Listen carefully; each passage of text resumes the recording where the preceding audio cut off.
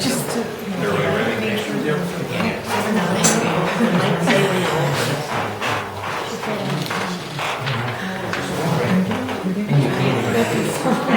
it later. I think Ted made the comment when he opened this, it said welcome with a number in it. Okay, are we all ready? Or should I give you a minute, Steve? No, that's fine. Okay, it is 7:02, or I'm sorry, 7:03, and I'll call this monthly meeting, June 3rd, regular board meeting of the Village of Arena Village to order. Item 2, compliance with open meeting law, basically proof of posting.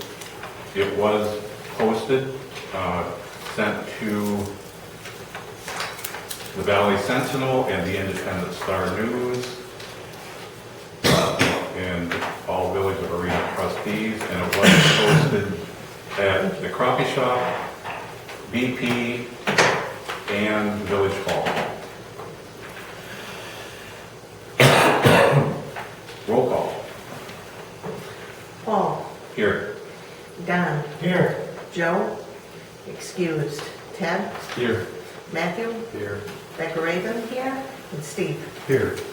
Please stand for the Pledge of Allegiance. I pledge allegiance To the flag of the United States of America and to the republic for which it stands, one nation, under God, indivisible, with liberty and justice for all.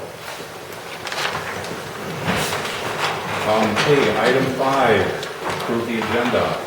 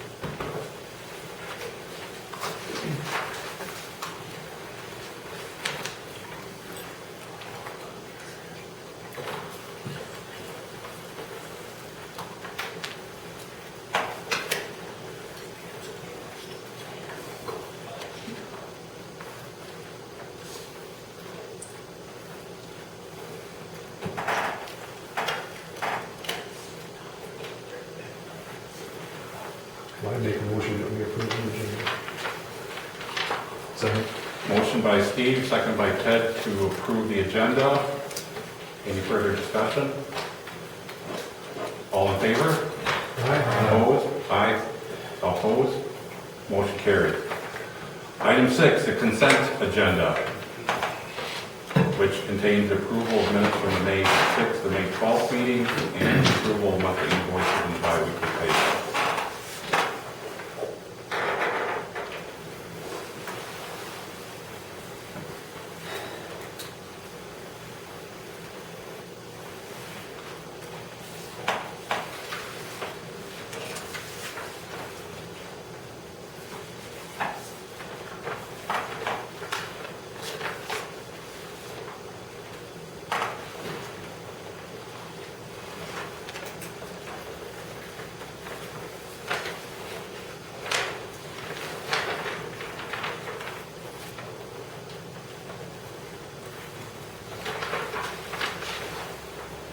Just point out, there is a check made out to me that I stopped and picked up envelope.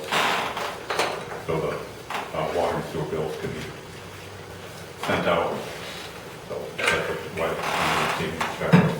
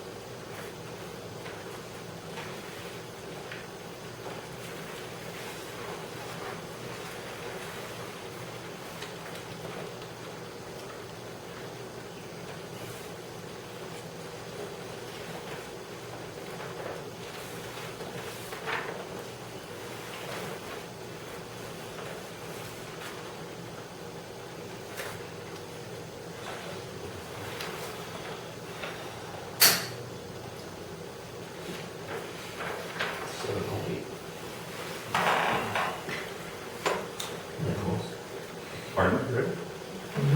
Everybody? Okay, a motion? I'll make a motion that we accept the consent agenda. We have a motion by Steve to approve the consent agenda. We have a second. I'll second. Seconded by Matthew. Further discussion? All those in favor? Opposed? Motion carried. Item 7, public comment. Just members of the public may present the board with information on items that pertain to the village. However, the board will not take action on these items. Is there any public comment? Is this where I could recap ACT last Sure. week? ACT met last Tuesday. The biggest thing on the agenda, we are continuing discussions on possible food trucks, but we definitely know the board is very strapped, and we know this is a long ways to go before we actually get an ordinance, but people just threw around ideas again. If one of the most critical or big need in the area is the food pantry. The food pantry needs support if it's going to continue. They have to the end of June. They have to move out of the location that they're at, and they're hoping that they can move in here, and that the board would, waive any fees. But they also are looking for volunteers, people that need to help distribute and pick up food. It's really vital. We have several families that rely on that, and kids. And it's going to take people to help out if we're going to keep it going. And that is, ACT is going to participate in the Yolanda Peterson Mary Jones parade this year. Looking to do something there and involve community. And that's it. All right, thank you. Any other public comment? I just have a concern. I attended the previous meeting, Finance, Technology, and Licensing, with a recommendation for May 30th being under 14.8, amending that village municipality code, recommending May 30th. I think with the licensing, having our license in by May 30th, and having to sit in the office here for 15 days, and by the time a meeting is scheduled again with the financing committee and licensing committee, and then the board, you're pushing me out to 2024 date, which by the time it gets back to me, you're giving me 6 days if there's any problems or complaints with my licensing, anything that I can rebuttal, coming up with a payment, anything like that. I mean, I think it's really putting a time constraint not only on me, but maybe other businesses due to the Memorial Day weekend and summer, June, and people are coming in and out. And I think that that date should not be a recommendation for the 30th, to be more of a 15th of May. Okay, so that's my next question. 15th of May recommendation? Yeah, Okay. I've been getting my license stuff from the village, even when you were on there before, Paul. Yep. It was always in the mail to me the very first of May, and I have till the 15th or the 20th to have it back here, period. I mean, it's always been that way 10 days, or for 10 years, 11 years, except this year. That's why I chose the meeting last month to get my stuff in here, Yeah, appreciate that, thanks. so. Okay, great, just to thank you. consider it. Any other public comment? Okay, we have presentations and speakers, and thanks for being patient, everybody. Zach, you're up. All right, so nothing too crazy to go over. Just want to give an update.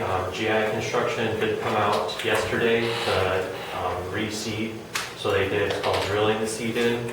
So it basically puts the seed underneath the soil that's already there, kind of help keep it in place, help to establish it better.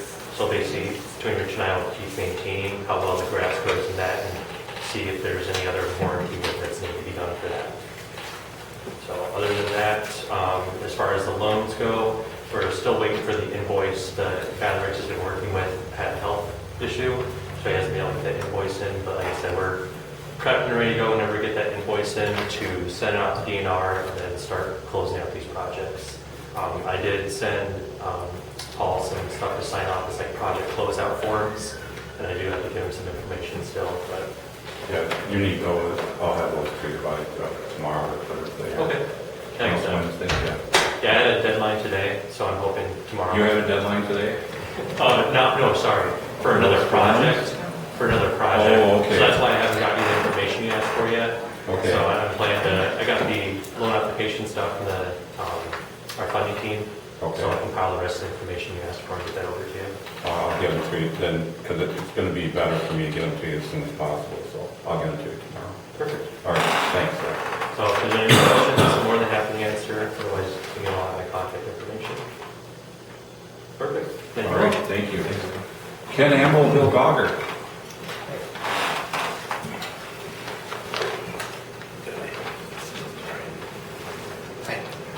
Basically, we just want to see if it's something we could work with the village again about putting a sign back on cemetery property. You know, if that's something we could work with. I think the village misses the sign. Yeah. You know, but I know the other guy they have, the small one, you know, you don't get a chance to really see that. But You can't advertise where it's on now, even for the state feeds or anything. So the cemetery committee is not gonna be opposed if you guys wanna move it back and put your sign back on it. I'd kinda like to get back to where we were before. Yeah. Anyway, the village mowed it before. We've got a contract with a company to mow the whole cemetery all year, so if you moved it back anytime this year, you know, it's already under contract to be moved. What about the future? That'd be nice if the village moved. Just that front section, that'd be a big difference. What's the potential for graves being put into that section? Is it growing, you know, I mean, It'll be a while before the cemetery needs that. and it's just that section? Yep, just that front section, it's not surveyed, it's not plotted out or nothing yet, because we don't need it. Hopefully, we never need it, but Yeah. we were out there the other day and cleaned up that, that far. East. Yeah. fence line, and thanks, Becky, for coming out and helping, that was really nice. And yeah, there was, what, 3, 4 of us out there, and it didn't take long. But we cut all the brush and picked up the wind blows, everything over there. Wait, 2 days after we did it, somebody took a pile of crap down there and put it right on the, by the back fence. Had to go back down and clean it up again. But that's not hard to do.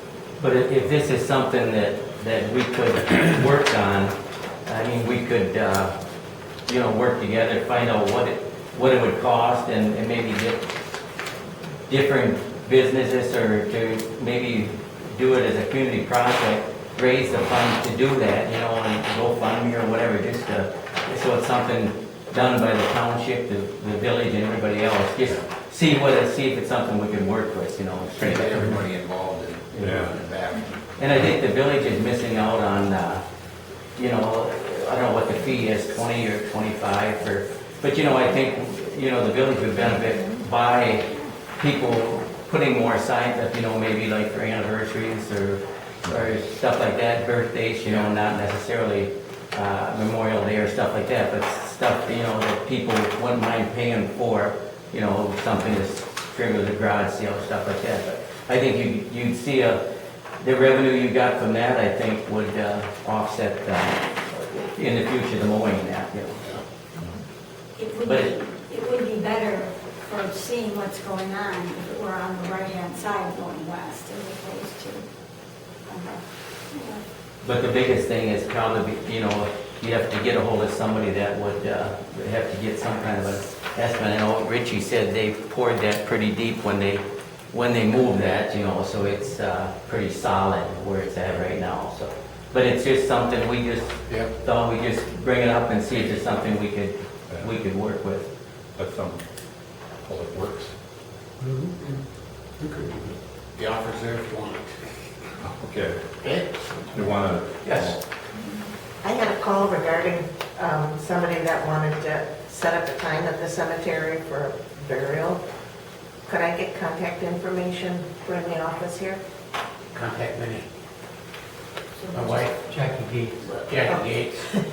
But she I'm doesn't not have So this means nothing to me.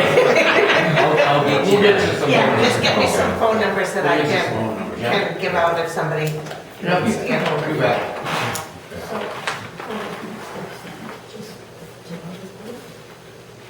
Well, we'd have to recommend, or what do you call it, the committee? Yeah. As I- Just so that, Yeah, refer it to the Any to the other- Public Works Committee. Yep, yeah, we can act on it, so. Okay. Thank you. Thank you. Thank you, Bill, thank you, Ken. We want to move this to the Public Works Committee, this project? You can act on it. I make a motion to have Public Works discuss returning the sign, the advertising sign to the cemetery. Okay. I'll second that. A motion by Becca Raven, seconded by Don, to refer this to Public Works, to motion to returning the sign to cemetery property. All those in favor? Aye. Further discussion? What was it? I'm sorry. Further discussion first. Further discussion? Okay, all those in favor? Aye. Aye, opposed? Motion carried. All right. Tracy Johnson, Building Inspection Bring my 101. chair with me if that's okay. Yep, that's fine. I've been sitting on these since elementary school, I don't think. Okay. Well, I think Paul wanted me to come to a meeting just to kind of explain to the new board what it is that I actually do for the village. So I've been the building inspector here since 2011, so about 14 years. That's my contract has been that long. The last contract was renewed in 2019. There has been a fee increase since then, that was in 2023. So something that you may not know, Paul may know this, but I think it was maybe in effect back when you were village president, is permits are applied for online now. It's jiportal.com. You don't fill out paperwork anymore. That's the way we used to do the application, but that's all done online now. People want to apply for a permit at home at 10 o'clock at night from the computer, and you can do that now. So that database is held on a server through our firm, so that's all backed up. Monthly reports are sent to the clerk with the check. You guys do retain 10% of all those building permit fees that are collected. So Robin's probably seen maybe one. Okay, so you've seen it. And you'll receive this one obviously this week. So that contract includes a 90-10 split, so the village retains 10% of any building permit fees that are collected. So part of my duties in the past has been, if somebody calls and wants to maybe do a rezone or a CSM, that kind of thing, that ends up coming to me. I work with the clerk on getting an agenda together to give to your planning commission to make a recommendation to your village board. I have suggested in the past that the village look at hiring a planner for those types of things. Things like setbacks for a shed or a deck or a new home, that kind of thing, that fits in my purview. But when it starts getting into the CSM and the land divisions and the rezones and future developments, you need a planner or your attorney's firm needs to provide you with some guidance for that. So that's, yeah. What's the cost of the village to have a planner? So the other part of that suggestion, which Paul's probably going to get into that at a plan commission meeting, but what you need to do, in my opinion, is you need to set forth a retainer for your future developers to come in. They pay a retainer, they sign an agreement with the village, so our department heads, MSA, myself, Public Works, village attorney, everybody's reviewing this stuff. That retainer needs to be a significant amount of money to cover the cost, because the taxpayers end up eating that if this person never develops. And you have all that planning time and review time into that, and no fees. Currently, we don't have, other than a small fee schedule, if you come and do apply for a rezone or any of those things, but there's no development fees here. So that's something, I would suggest you work with your attorney on as well. I've worked with him before, so he'll know what type of agreement. We just did it in the village of Mason. But that keeps the seriousness of the expense here and people's time and effort in reviewing that stuff. Because right now, there's no fee for it. So, and that, those rezones, like you've got one possibly coming up and stuff, and a change of use, that takes time to review all that. So, And that, if we set a fee, say $5,000, that can be adjusted too, can't it? Yeah. If the work gets Yeah. more than. yeah, and if it's less and you don't use it, they get it back. You have to give that back.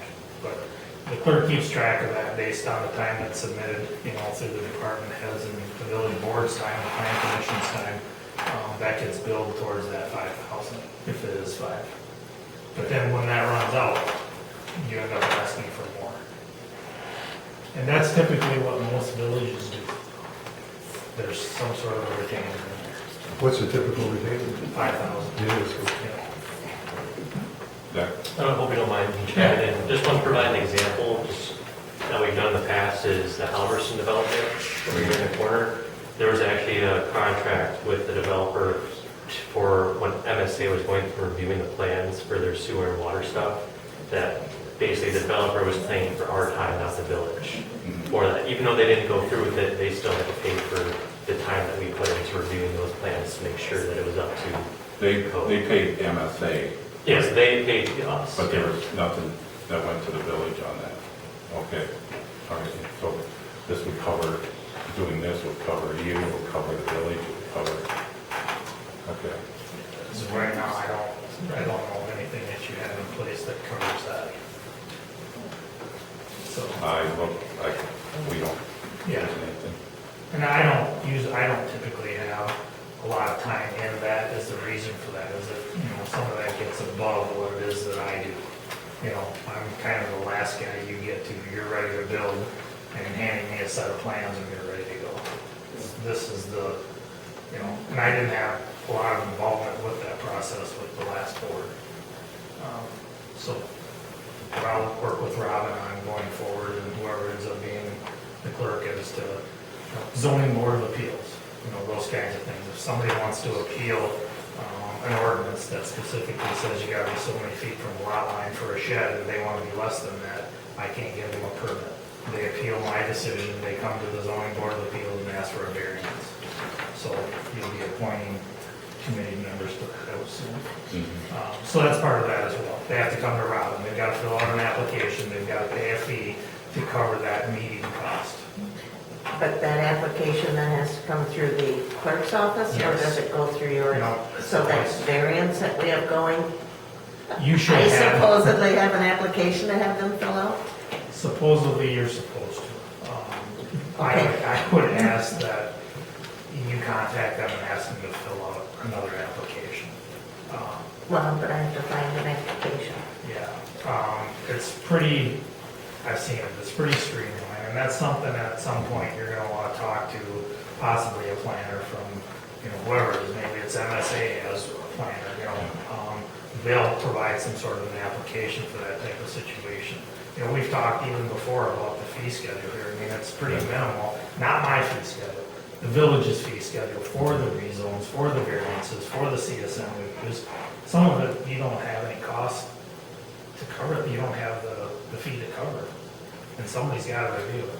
And if that planner's involved now, he's gonna have to be paid, he or she, that firm. You'd be paid out of that, Yeah, fine, the retainer. everything, nothing more than that. Yeah. And it doesn't, typically it's been, they chose 5,000, it can be whatever you guys choose to do, but that's what Amazing Amy did. Black Earth does it as well, Cross Plains does it as well. Okay. So, and it's good business because you have a lot of the stuff that comes and there's a lot of time spent on it and they don't decide to do it and you've incurred all the cost. So, And it's, we don't have people beating down the door to do anything, but, Yeah. and that can all change too, Yeah. So anyway, I'm here to answer any questions that you might have of the process. The online system seems to work pretty well. There's glitches and little things, contractors finding license numbers, that kind of thing. That's everyday use of a computer. So and we do have some people that do not want to use the internet. We have contractors that don't use the internet. They are still allowed to fill out a paper application. They are still allowed to send a check. They don't have to pay for it online. They can mail a check. So that option's still out there for people that don't want to use the internet. So you can use your phone, you can use a laptop, phone, and computer. So the inspection part of that is also done online. If they choose to do that, they can request it online. They don't have to call our dispatch. It goes into the system, it comes to our dispatch. Okay. So it's new technology. Yeah. How do you get the paper? If they don't do internet, how are they getting out paper? Typically, what they'll do is they'll contact me or they'll contact Robin. We still have that permit application out on the website, so you can get it there. There's paper copies here as well. So, So just call the village yeah, and the village. they can get it. Yeah. So I don't live far from here, so they can put it in this mailbox, they can put it in a P.O. box. So we haven't had any issues with people not being able to apply. So. Thank you to Cole, that solidified the online. Streamlined everything a lot better. Yeah. People gotta do it online, so. Yeah. Other than that, can't, think what else? You need to know I'm available anytime. You guys can email me, or you can call me if you have questions. Rob and I have worked on a few things already trying to locate some of this stuff. So we'll get there. That's the biggest thing, contacting. You have questions, contacting. Yeah, and there's times I'm busy, people might not hear from me till the next day, but I'm trying to get to them.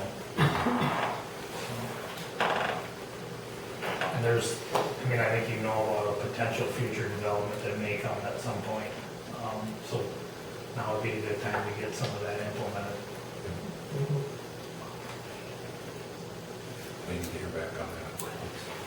Yes. Thank you. Thank you, Tracy. Thanks, Tracy. I don't know if you have a copy of the current contract. I would assume there's one floating in somewhere, but I brought you one. I always like that.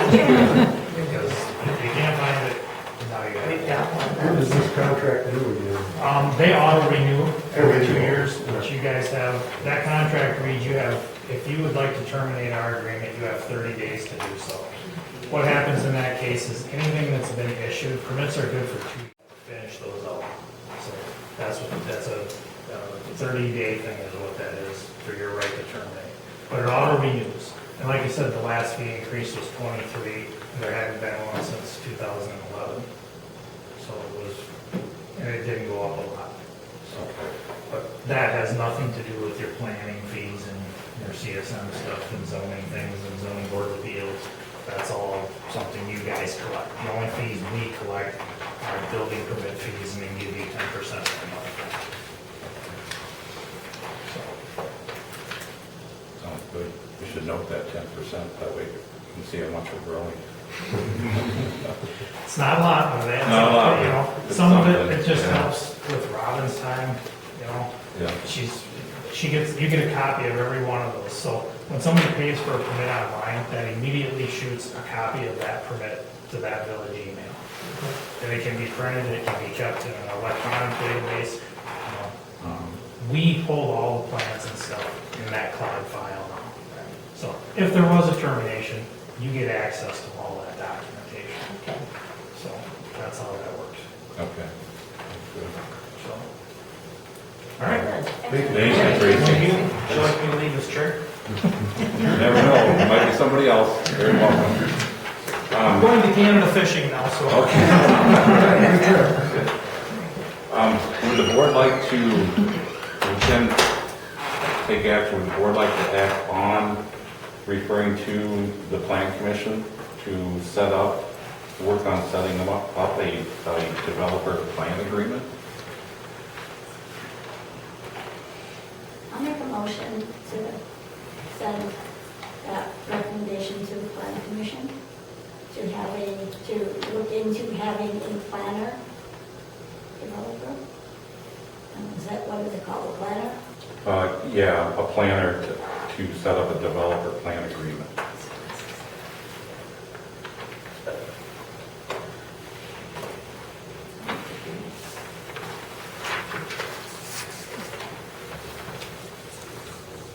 We have a motion by Becca Raven to send to the Plan Commission to look at a planner to set up a developer plan agreement. Is there a second? I'll second. Seconded by Steve. Further discussion? All those in favor? Aye. Opposed? Motion carries. Okay, President's report.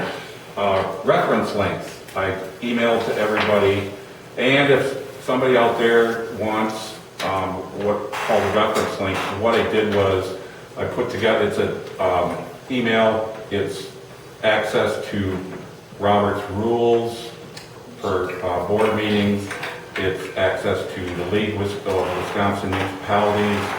I set it up so it instructions on what to click on to look for what. And then the other thing I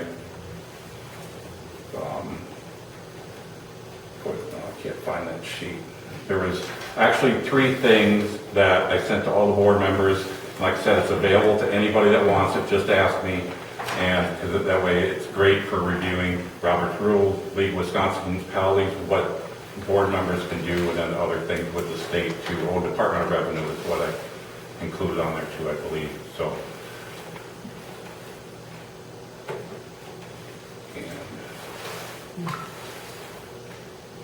Then Iowa County grant to assist businesses. Ted and I met with Larry Berkey, Iowa County Administrator, a week ago. And just talked over, because we'd always stayed in touch with the county, and he just told us what was going on with the county, things that are around there, what they're working on. And actually Iowa County has, they got a grant that was actually written by the city of Dodgeville, wrote for the grant, but the grant is for the Iowa County to use. And it's a $120,000 grant to assist businesses in Iowa County. What they would do, what he's going to do is form a committee, and sometime in July he thought it would get started, hopefully. And on that committee, he'd love somebody from Arena, maybe 2, because he doesn't want everybody from Dodgeville on the committee. He would love somebody from. It would consist the committee would probably be in business for like 5 or 6 months, and then what they would do is review the applications for the grant money, and then once the grant money is spent, the committee's work would be done. And if anybody's interested in it, contact me, or you can contact Larry Berkey, and he will talk to you about it. But it's $120,000 to give out among a bunch of businesses. And typically a business would put together a little plan, what they want money for, how they're going to use it, and then it would get presented to the committee and voted on. And then progress of the interim clerks, they're progressing. Slowly but surely. Yeah. Iowa County Treasurer was down and was in the system looking for the taxes, because everybody pretty familiar with the problems Iowa County has had tech-wise. And she came down, she got some information, did not find other information, but overall I think it was good for her to come down. She found it. And IT firm on a computer system backup, there was a few problems on being able to back things up, but that's all being worked on. And that's all I have for my president's report. So number 10, monthly maintenance report. All right, sorry I didn't get it out in time, but I do have to have a date change, it's 5/3, I did this today, not 4/7. Discussed the park, we had a spot down at the parking lot at the park in our new park. Gravel started showing through, I had Tri-County come down the other day, look at it, we dug in there. They're gonna fix it, it's a 17 by 38 patch they're gonna put in there. They believe that the one wheel underneath there turned somehow and windrowed the gravel up. So it's 4 inches here, 3.5 inches here, and very little in the middle for about 6 foot. So they're gonna cut it out 17 foot wide, 38 foot long. They're gonna do that. I have all the railroad signs up that the railroad company wanted. We did burn the brush pile down there the last week when it rained. Still working on the light bulb out here because we got a square pole and we got a round light. So we're trying to figure out how we're gonna mount that without spending money on a new pole. And I've been working a lot with Mead because they want to know cross connection services, they're scoping all the sewer lines right now to get all the laterals so they don't pull a hole in somebody's lateral. And so we've been working back and forth doing that. The fence was installed at the park. I'm working on the drinking fountain down there because I don't know how long it's been down there, but these parents called me and said it wasn't working. I took it apart. You got a long hose that connects it. There was 7 little twigs in that long hose. That the kids got bored, was down there shoving twigs down it, so I'm in the process of getting one. I ordered 2, and both of them came, and they're too big for the stone hole. And I don't want to drill it out, so I ordered another one, and it should be here Thursday. So I'm trying to get that fountain up and running, and then the button was broke too, but that was, I don't know, everybody said that's been broke for years, so. Oh, okay. I don't know, so, and they don't make that style anymore, it's all in one. So, Is there a filter on that, and the drinking water fountain? there was, but that was shoved down in the hole. That was bent, twisted, knocked out of there, and they did a really, I just didn't think a little twig that small could be that powerful, but they got them in there.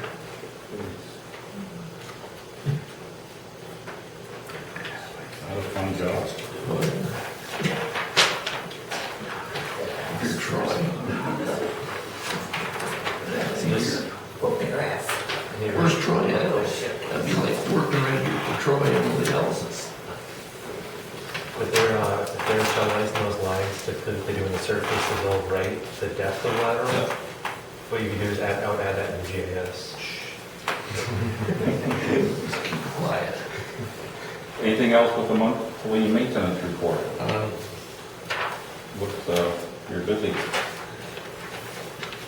Trying to catch up. And Troy is starting to, I do have him down there at the pond cutting the weeds down. I got him working around because we can't mow into the water, even though we have had past employees try to mow into the water. Yeah. The mowers don't seem to float that well. I was not the one with wet shoes in that end either, so it wasn't me, I was doing the pulling. Yeah. Well, if you didn't get it stuck, you shouldn't have to get down there and get wet. That's right. I threw him the chain. Yep. Said, here you go. Yep. Okay, any comments from the board on the monthly maintenance? Rich, one question for you. When are you guys gonna start spraying for our friends, the mosquitoes? When the weather is calm, there's no sun, and there's no rain within the next 24 hours. So the wind is calm, so it's not gonna get done this year. That's why it has not been done, because if I start up the mosquito sprayer and I go down the streets, it goes out about 10 foot and up in the air. So it does nothing, and it's $89 a gallon, and it takes 7 gallons to spray the village. I'm not gonna blow that kind of stuff out in the air for no reason. Yeah. But everybody can keep buying tips now for their porches. Okay, number 11, clerk treasurer report. update on training? So the training, they did meet with us for 2 days on invoicing. What they did not cover yet is doing the ACH file. So if anyone here is on auto pay, you have not seen it hit your bank account yet, but it will.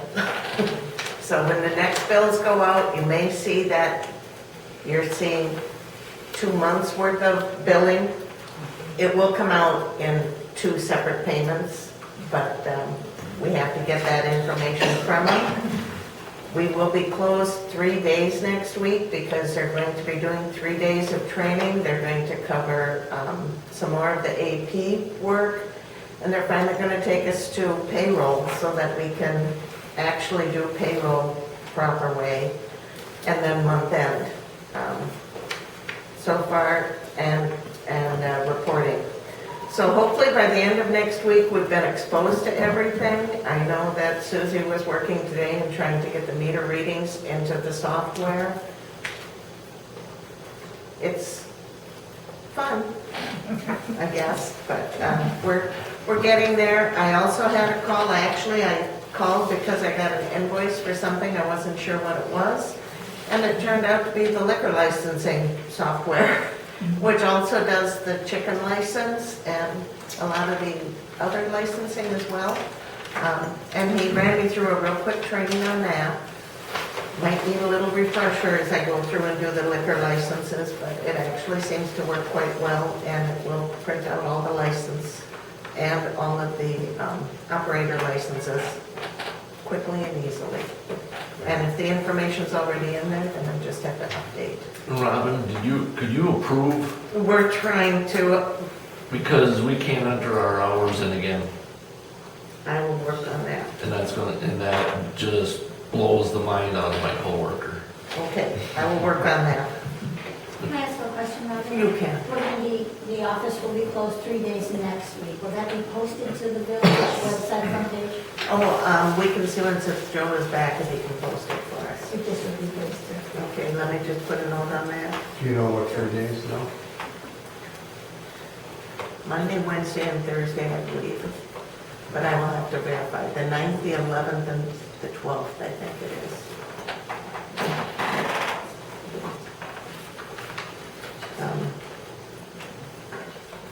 And the reason we close for that is just because when we're online with them, it's just too hard to have the interruptions come through. Well, and that should cover the payroll as well, correct? Yes. And that's the critical one, so. Yeah. So the 9th is training, and the 11th is payroll training, and then the 12th is additional training. So yeah, the 9th, the 11th, and the 12th, the office will be closed for that. Put a note on the door, I know you'll do Oh, yeah. it, just to see. Yep, and we'll actually post that earlier so people are aware of it before Monday. Thank you. Yep. Any questions on the training? Glad you did it. We did learn about the backups, and so we are now able to begin getting daily backups from the server. So that's kind of nice because we had quite a stretch there where that wasn't happening.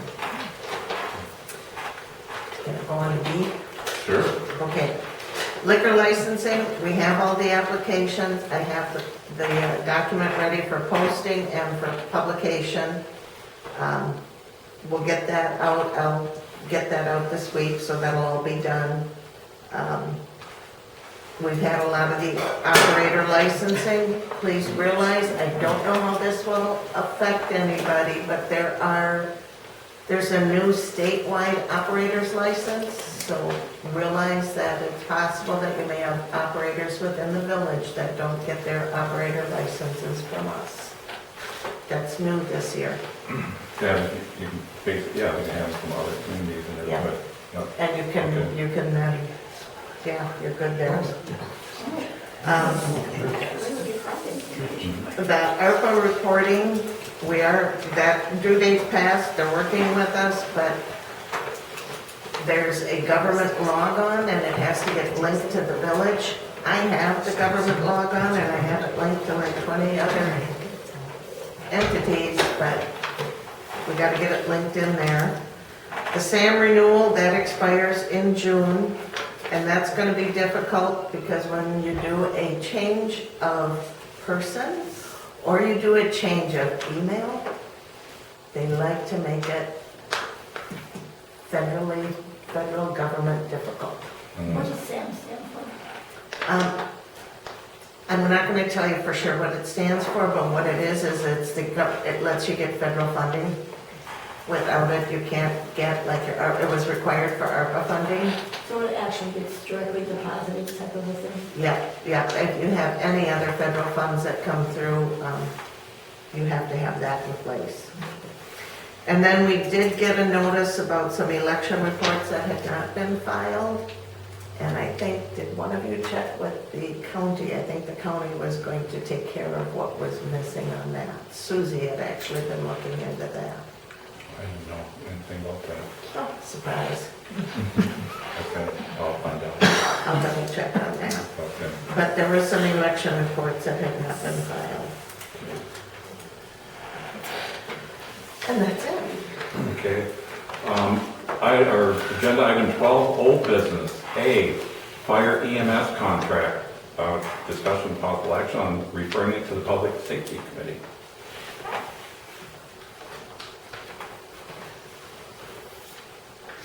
Their discussion.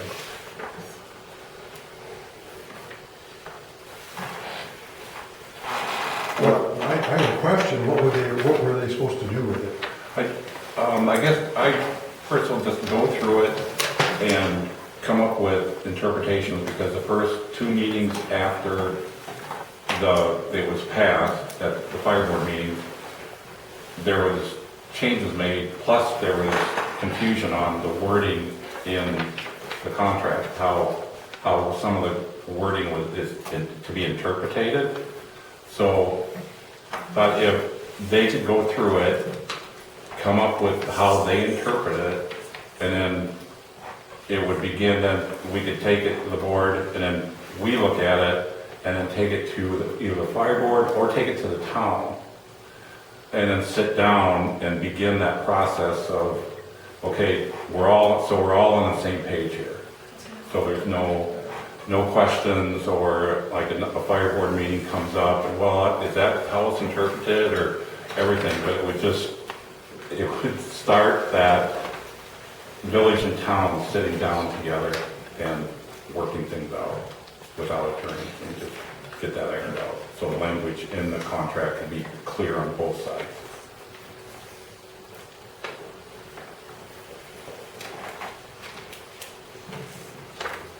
Does that make sense? Okay. I think that sounds great, but I worry that right now our current public safety committee ordinance, it talks about the police. Can we send the fire and EMS contract to be reviewed to the public safety? I mean, I'd love it to be, but I'm just looking at the ordinance. Is the last line, any other matter referred to by the board? Yeah, the board can refer, like Matthew, you're probably looking at it right now. Not yet. Not yet. I think there's a stipulation under all committees I where think you're right, it's the the board last. can refer anything Right, Yeah. I just want to make sure that we're that's covered in. taking a look at that, because I would love us to be able to send it on to me to discuss.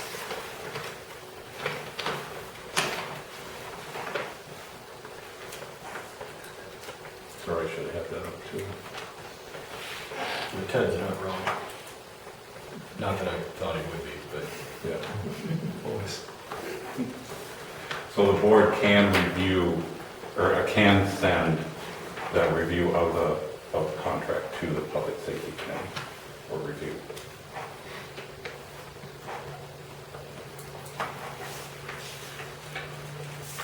I make a motion to send the fire and EMS contract to the Public Safety Committee to review it and consider or reaching out to the town to take a look and see, is this the contract that's in the best interest of both bodies? Whatever the necessary motion, just to, for the public safety to be reviewed. So you want to, I could say it as just to send the fire and EMS agreement to the public safety committee for review for Perfect. now. That's your motion? Okay, we have a motion by Dr. Raven to send the fire EMS agreement to the public safety committee for review.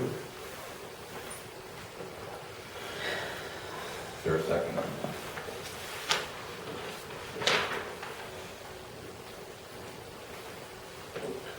I'll second that.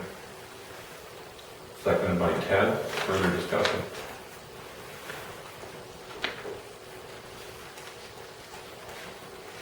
All those in favor? Opposed? Motion carried.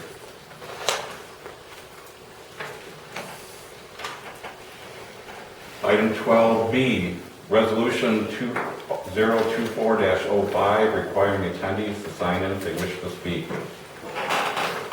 To be honest, I'm not familiar with this. That was one that was posted here when I first came, but I didn't really see that it was being followed. So my question is, do you want to remove that requirement from your public meetings?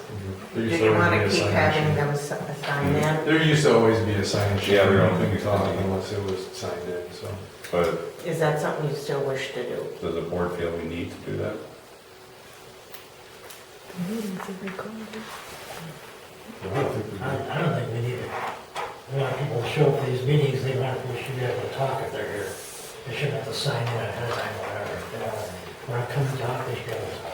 Well, and unless you're going to bring that sign-in sheet up here so that you know whether or not they've signed in. That's what was done. They always did. Okay. But it's not uncommon to do that, though. No. No. If we decide not to, I mean, I can just write the names down of the people who spoke and things like that, if that's what the board wants to do instead of, Should have a record of it. yeah, that way we'll have a record of it, but In if your the board minutes. doesn't, yeah, the board doesn't feel we need to have a formal sign-in sheet, that's fine, then we just write down whoever speaks and do it that way. So then do we have to repeal that, whatever, ordinance? Well, it's a resolution. Resolution. So we just amend the resolution. I don't know. I'm not sure. This one, I looked for it, I couldn't find it on the words.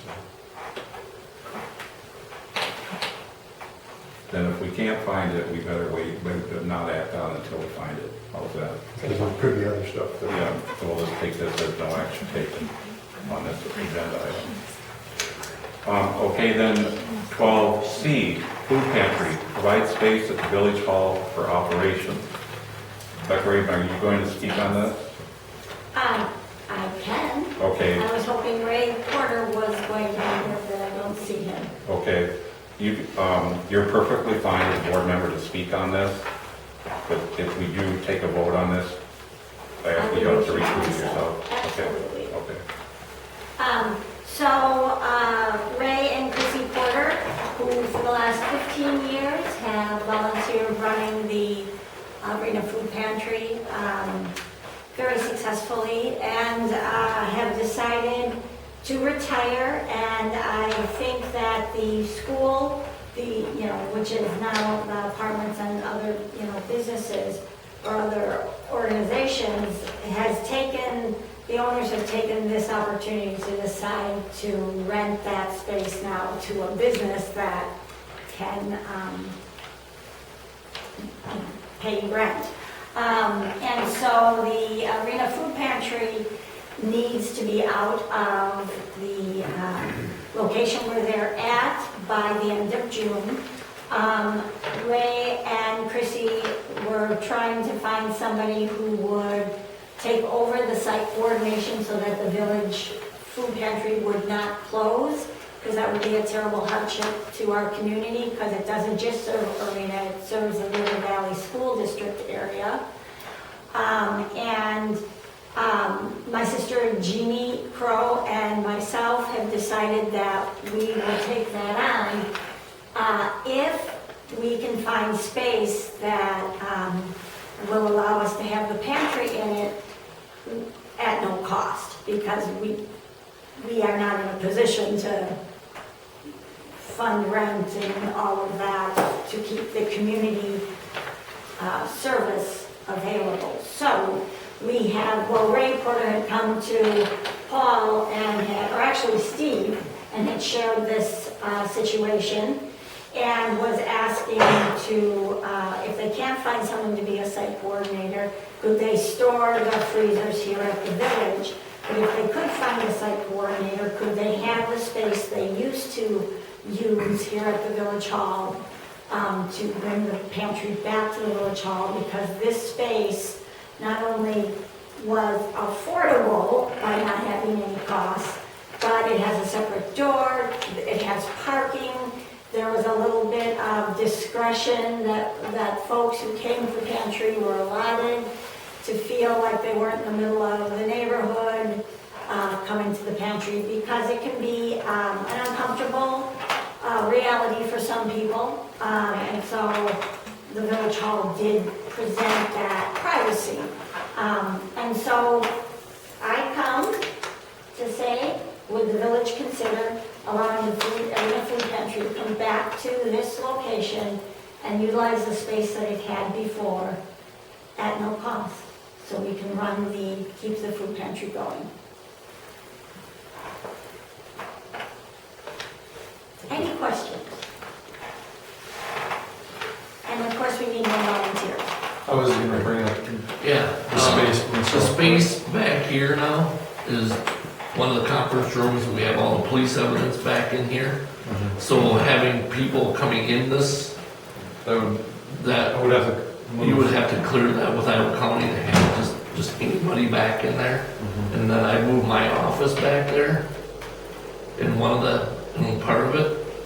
But this out here, Apartment. you got an apartment with a garage with access to it out back that has, you lock this door, people more, so, I mean, it would have everything that they needed.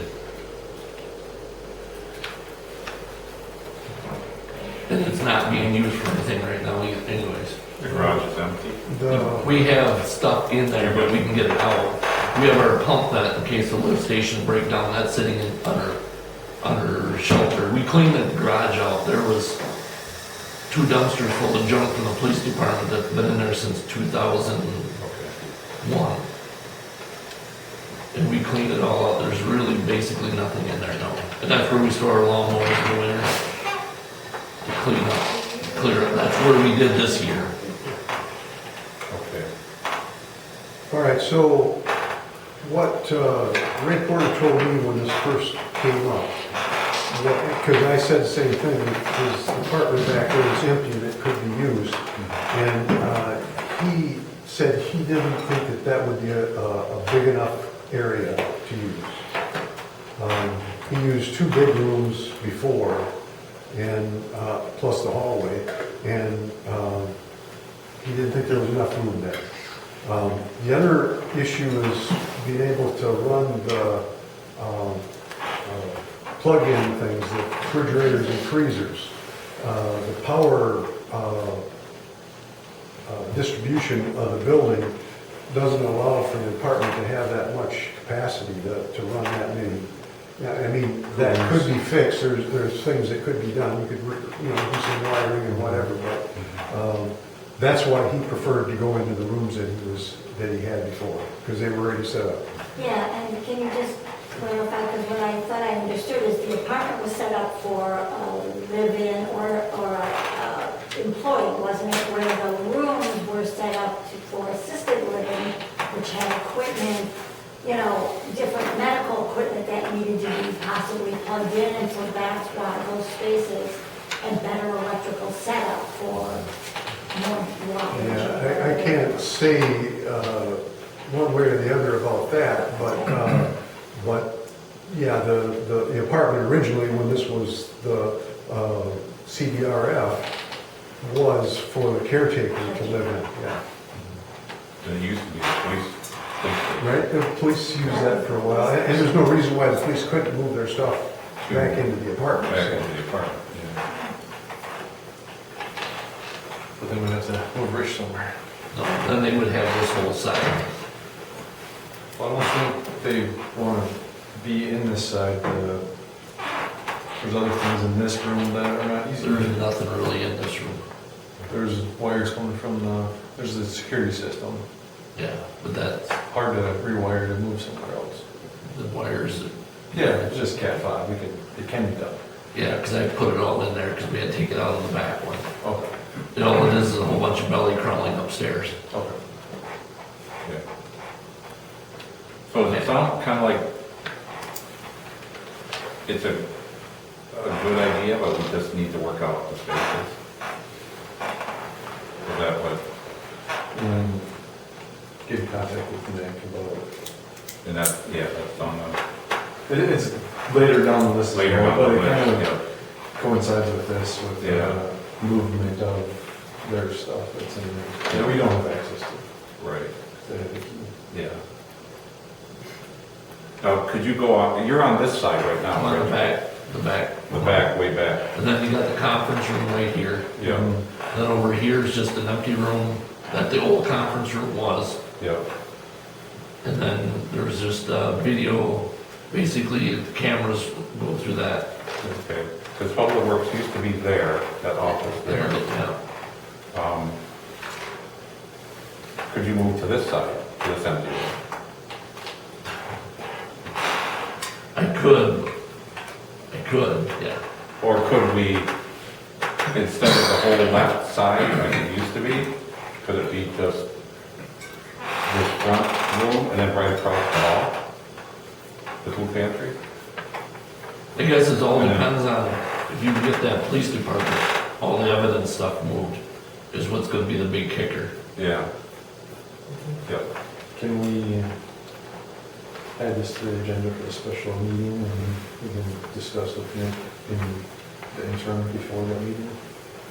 Up to the board. Well, it doesn't give you much time. Yeah. Well, I mean, before, because we have maybe some for a month, but without having any input from the sheriff's office, I don't know anything about the requirements of keeping it on the property or what needs to be done with all that stuff. So what's the board, how does the board feel? Dawn? Matthew? I'm all for having the pantry in here. Okay. And, we gotta work that with the police department, to get that evidence out of there. Because you're gonna wanna put it in the hand. That seemed to work, from what I understand, for them before. Put it the way it was. Okay. Like that. Matthew? I'm impartial. Impartial. Okay. So, any motions? Any?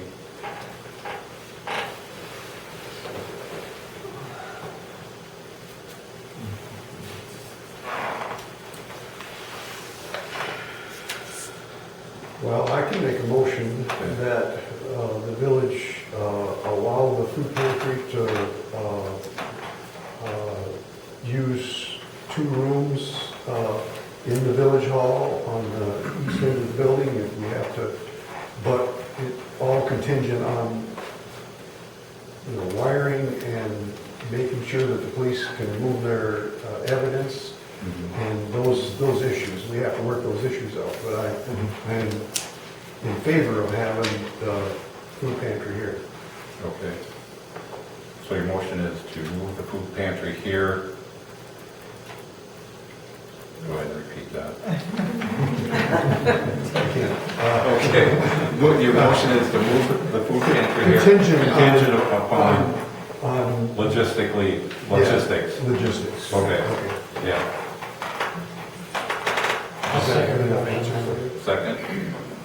Okay, we have a motion by Steve, second by Don, to allow the food pantry to move back to Village Hall, dependent upon logistics. Further discussion?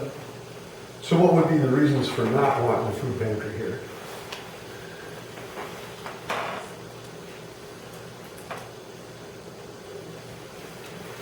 here, I think I'll say,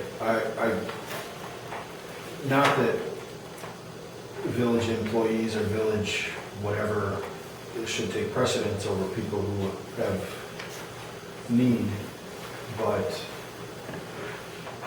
I would not want to displace Public Works to bring something in, because that's going to affect how efficient the village works, no pun, in general. I mean, if we move Public Works back there because the food pantry decided to move somewhere else, I don't think we should displace the Public Works Department or their office from where it's at. I mean, even them having to move stuff to a different space is going to take time away from the overall efficiency of what it is that we're doing here. And it was the decision of previous boards to not put an office in the existing shop and instead keep it here.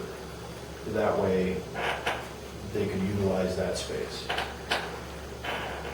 Yeah, I don't disagree with you, Matthew, at all. I think that if we can fix up the 2 rooms on this side and they'll work adequately, then that's what we should do.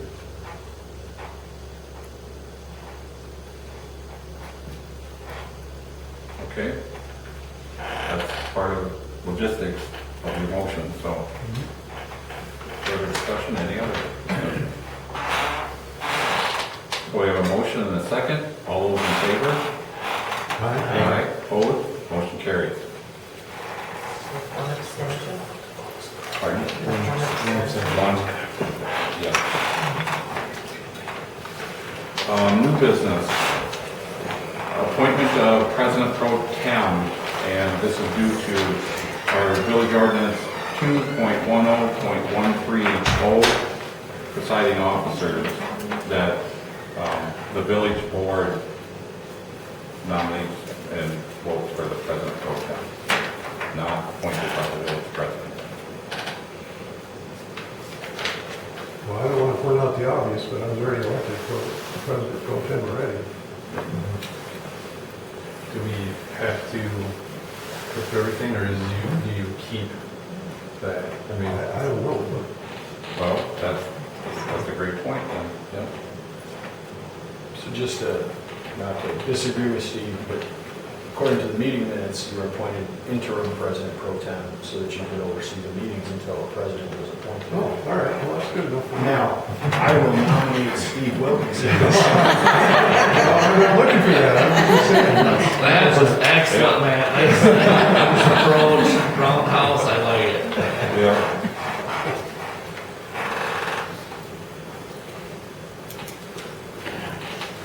Okay, So we have Steve for nominee. we have a nominee, thanks for saying nominee, Rich, because I wasn't sure what you were going to use, to be honest. Steve Wilkinson for President Pro Tem by Matthew Schrader. Well, I would nominate Matthew. Thanks, Steve. Well, okay.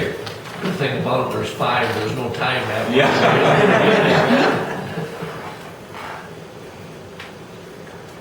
Should we go with Matthew nominated first?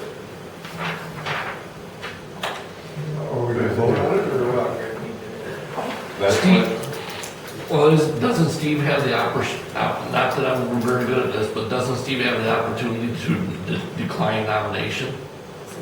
I mean, you don't want to give it a chance. Well, I'm just saying. I would take that opportunity, I would decline the nomination, yes. You would decline. Okay. Steve declines the nomination, so Matthew's nomination fails. Will he decline?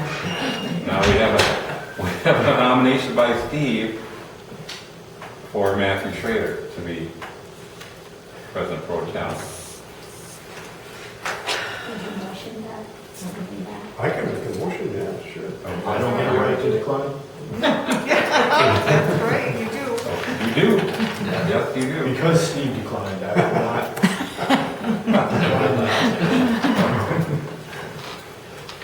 So we're ready for a motion? So we're ready for a motion. I make a motion that we is it appoint or? Yep.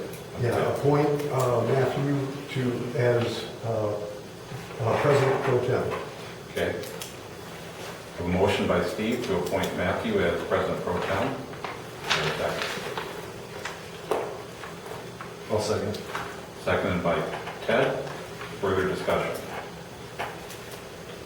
All those in favor? Aye. Opposed? Motion carries. Yes, you two can argue later. 13B, appointment of Bill Smith to the Plan Commission. He was on the Plan Commission, couldn't get a hold of him. I did finally get a hold of him, stopped at his house and talked to him, and he's agreed to serve on the Plan Commission. So, and this would he would be, because see, I'm going 1, 2, 1, 2. His term would be 2 years starting in May if he's approved. I make a motion to approve Bill Smith to the Plan Commission. We have a motion by Becca Raven to approve the appointment of Bill Smith to the Plan Commission. Is there a second? I'll second. Second by Ted. Further discussion? Just as a note, I was on the planning commission previously with Bill. So, did a good job. So. Yeah, he's retired, but talking to him, he used to review contracts. That was his job. That's what he did. I observed him in a meeting, and he was very thorough, how he checked out the area. It was like, wow, that's fabulous. He was very hands-on. Yeah, he said he thought he could fit it in between his golf games, so. Okay. All those in favor? Aye. Aye, opposed, motion carries. Item 13C, notice of tower fan application by the DOT. There's a typo on my part, there's a farm application. Farm application? Yeah, Okay. Tower Farm, Tower farm. Oh, that's by Iowa County, yeah. which really doesn't affect us. But what it is, what did I move up for? Now I lost it. It's over in the Montford area where their windmills already are, basically adding to that area. So, 25 more, yeah, 25 more. and there's public comment Well, period. they just put 1 million solar panels right in that area too. Right? Yeah, yeah. So that's all of that is. There's no action that needs to be taken on that. Committee reports, discussion, and possible action. 14A, Public Works Committee. CMAR report. So the DNR compliance maintenance report requires that the village board pass a resolution stating that they've reviewed it and approved it.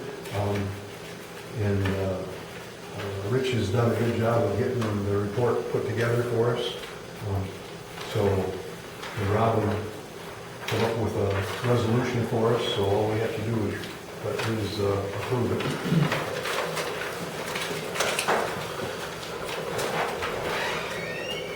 Everybody find it or see it? Yeah. with the-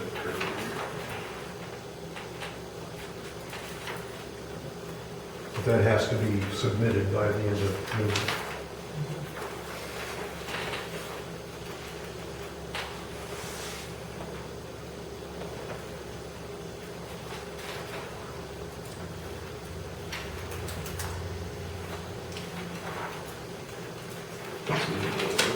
Yeah.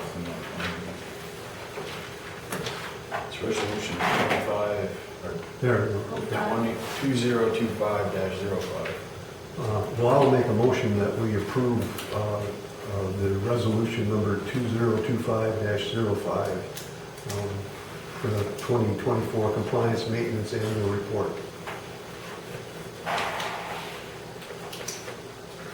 I'll second the motion. Yeah, do a roll call vote on that. So we have a motion by Steve, seconded by Matthew to approve the resolution 2025-05, if I correctly, the 24 CMAR maintenance report. A roll call vote? Paul, Yes. Dan, Yes. Ted, Yes. Matthew, Yes. Becca Raven, Yes. Steve. Yes. Motion carries. And then Rich also wanted me to bring up that hydrant flushing is going to be June 17th, 18th, and 19th.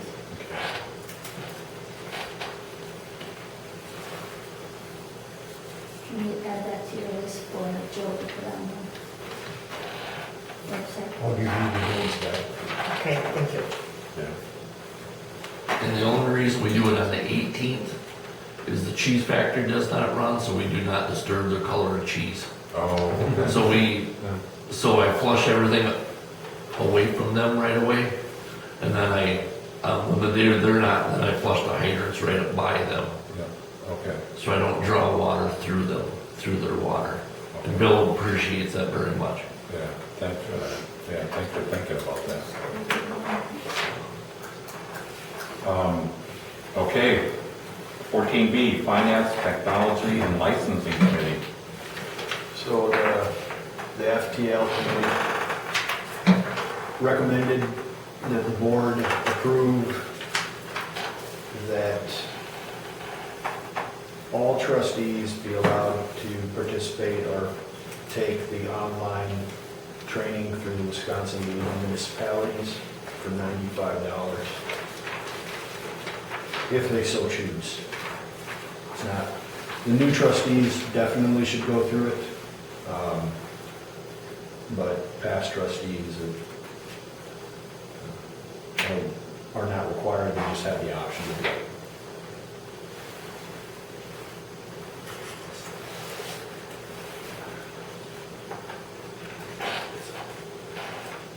Are you looking for motion Well, or? the board would have to, the board would approve it, we recommended to the board to approve it. Yeah. Okay,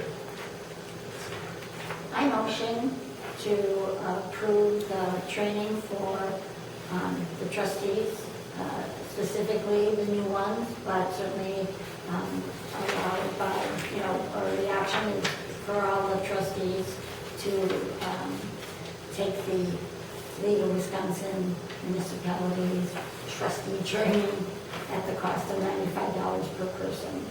Is that the online version? Yes.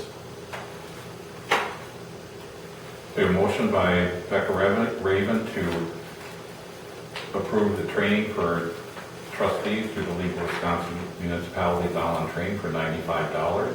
Do we have a second? I'll second. Second by Steve. Further discussion? Is that training available for a year? Isn't it? Yeah. It's an annual, or not annual, but you have a year to complete it, so, which is And there's much more than one better thing, there's lots of than stuff. trying to assimilate all that information. Is this $95 fee paid for by the trustee or by the village? By the village. Like, By the village. It's in the, yeah, it is. by that's the what village. we're approving. So, Further discussion? All those in favor? Aye. Opposed? Motion carries.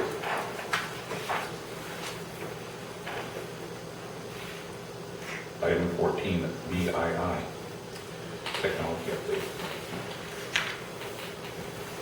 All right, so technology updates,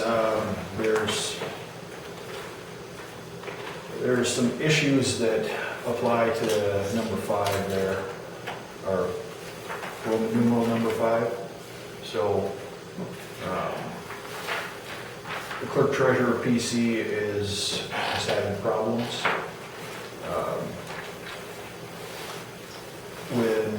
And Robin, correct me if I'm wrong, when Robin was here Friday and had the person look at it, they advised that it's got a lot of data on the hard drive that could be slowing it down, but it shouldn't take a PC 20 minutes to boot up when you first turn it on.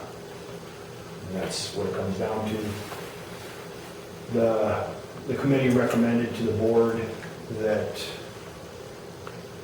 we request through me 4 desktop PCs and 2 monitors that would be donated by a nonprofit.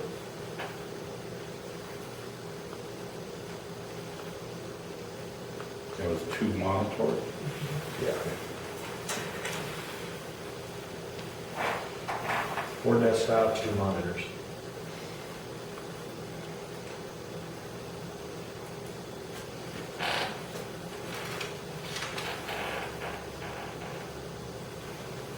I hear you might say that they're being donated by a nonprofit. Yep.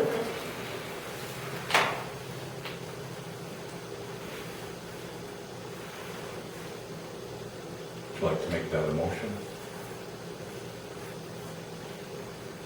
Who are you asking? I will make a motion that the board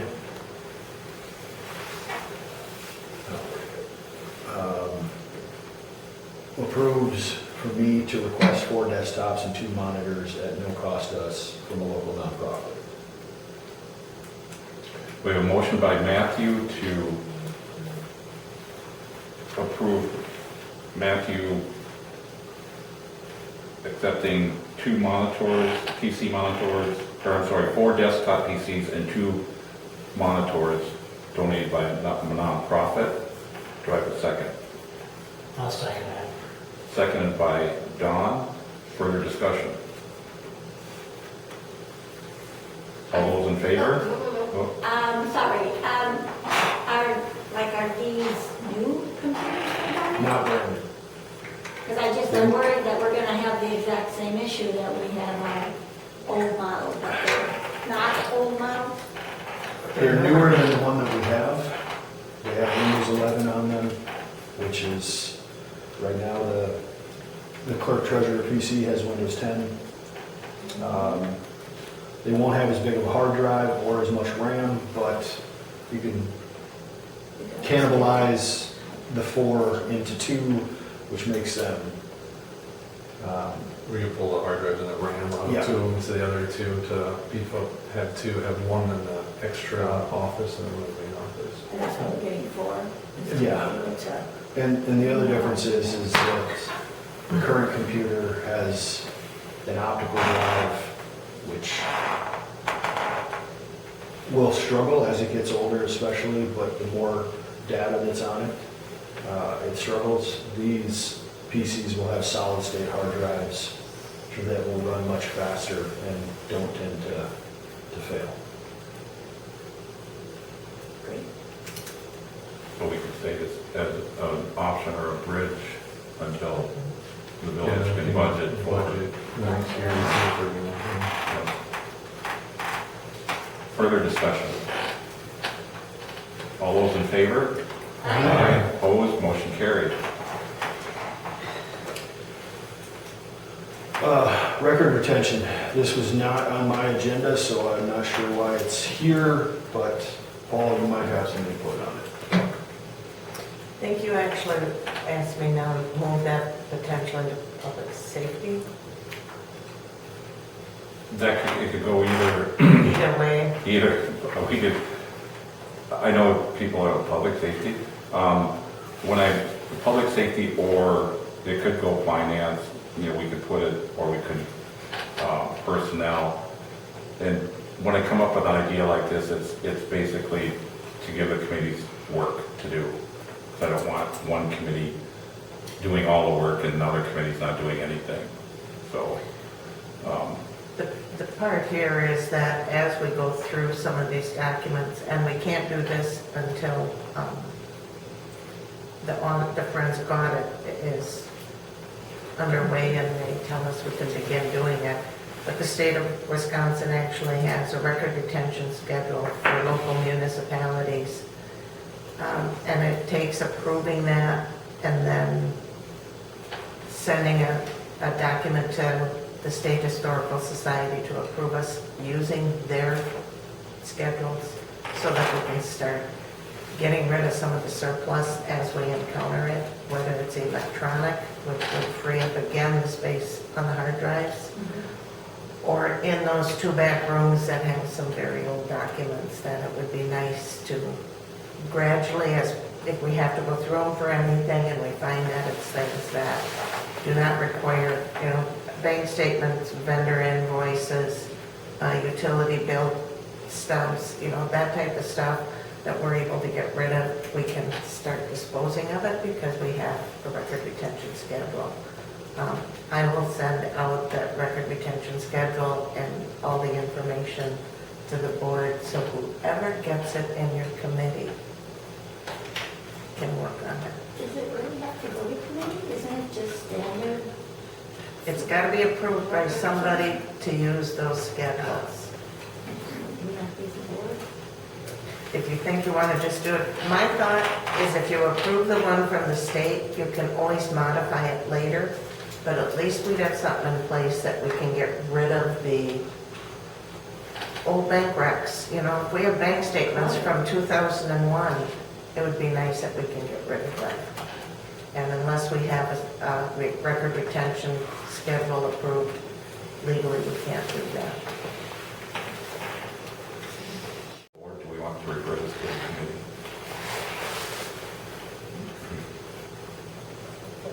We can't really do anything till the forensic product's done. But we could get it sent in to the state so they can get it back to us. If we get it approved, we get that process done so that when the forensic auditors say we have what we need, then we could do what needs to be done. So when we could get it sent into the state, and then when that gets done, then we could As soon as, take formal action, throw it to a committee. and you can always then, once we've got it approved, now the committee could say, okay, we agree with this, but let's submit an amendment to the state saying we want to change this, or if you decide you need to. But I will send everybody the record retention information. So do we have to table it from the finance committee right now? How about Yeah. you table, or no action taken, and my question would be, is just approving that, if I get the information out to everybody, could it be on the special board agenda Sure. just to get that out then? Yeah. And the board as a whole could approve it, and then we can fine tune it down the road. And it would be best just because it's hard to approve stuff that we can't see. You really don't want to do that? Well, I don't know that we want to read it. It's not that bad. Oh, okay. It's not that bad. Some stuff from the state is 50 pages. Well, this is several pages, but they're tables that say these are items that you need authorization before you can dispose of them, and these are ones where that authorization are waived. So, Okay. I make a motion to move this item to the next special meeting. Is that what we need? That's To what go the board would before like the to do. board. Okay. To go before the whole board. Okay. Motion by Becca Raven to move this item to the next special board meeting. Do I have a second? I'll second. Second by Ted. Further discussion?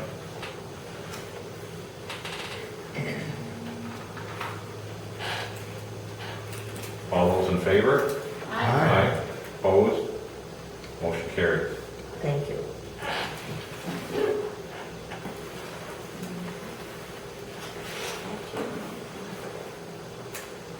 Item, All right, so item, Roman numeral number 4, use of village arena email and laptops for all village business. This is just to advise all trustees, employees of the village that they should be using their village arena email and laptops or computers for any village business that they're doing. When we look at historically, you don't want your personal email being utilized for village business, because if there was ever an investigation, they could then request access to your personal email to scour through it to make sure that everything that applied to something village related was recovered. There are some historical situations where this has been a problem, more at the federal level, but it's just to make sure that everyone is utilizing the resources that have been provided to them. And I know from the conversation that Steve and Don may need some guidance on where to go and what to do, which can be provided. My DNR access through the Public Works Village of Marina email, I could not use because there was another name. The DNR will not let you change names. So me and Andy both worked here for us both to have access. I had to use my personal email because we didn't want to create another email. But everything, the only thing I get on that is my CMAR report, my EMAR reports that then I just forward them to my report because I can't read them on my phone anyways. I can't do anything on my phone with those reports until I get here and do it all. So that's the only reason, that's the only thing that I have on my personal. I'm not so worried about that. It's if there was ever reason. Yeah, and I understand, but Realistically, the village should have created a secondary email so that you could have accessed the DNR's website. That way, all official village and marina business was run through our server instead of asking you to do it from your personal email. yeah. I understand that's hindsight. I was just letting you know that. Appreciate it, yeah. I'm not That the mad at you. DNR required that, and they would not let you put two names on one account. I don't know, it's probably for something in their business. And so we didn't, I never even give it a second thought. It's, No, I'm not saying. I'm just letting you know that there is, I do have, and that's all I have. Because I hate emails too. Thank you for full disclosure, though, that's very helpful. That's, yeah, that'll go down for a secondary email address for you. Do we want to interrupt? Well, we can wait till this section's done. Okay. Okay, So we've already addressed Roman numeral 5. Roman numeral number 6 is signing Village of Marina emails to citizen representatives on boards and commissions. The village lawyer had made a recommendation, or not made a recommendation, but agreed that it makes sense for citizen representatives on boards and commissions to be assigned village emails. So the Finance Technology Licensing Committee made the recommendation to the board that they approve granting citizen representatives on boards or commissions village emails.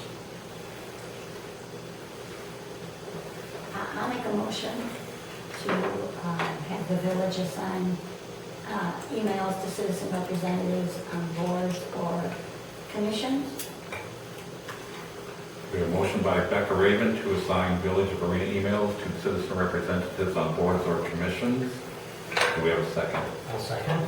Second by Don, further discussion. Yeah, I question. So they'll be using their own personal computers though, and using the village email, is that what you have in mind? Okay. And when we say boards and commissions, does that mean not committees? Or is commission kind of encompassing? At the current time, the only committee that has a citizen representative is public safety, and I don't know if that person is active. Boards and commissions are separate from that. So it is boards and commissions, Yeah. not committees at this time. Correct.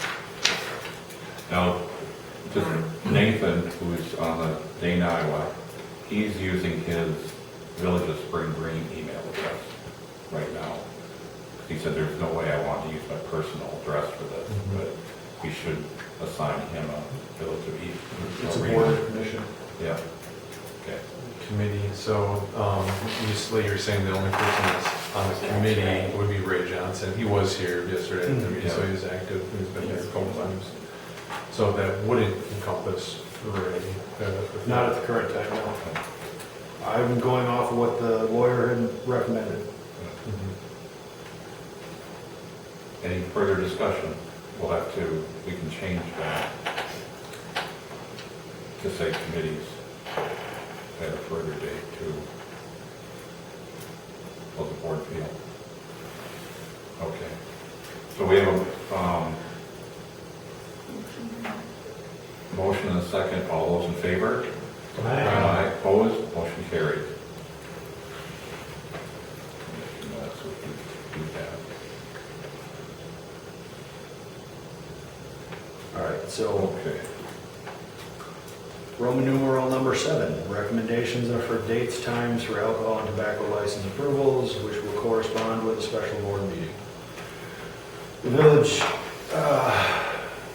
needs to approve the alcohol and tobacco licenses. Robin said earlier that they will be sent to the paper. They are required to be in a bi-weekly paper or a weekly paper at least one time. And then we can hold a meeting.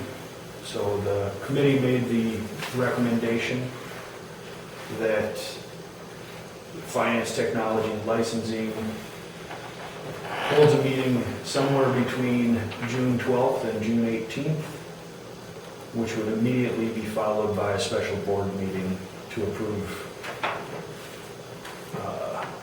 liquor and tobacco licenses, I think is what I have there is on the agenda.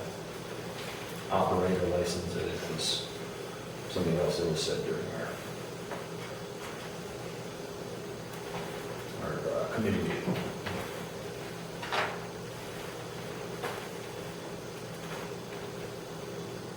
Is there a motion?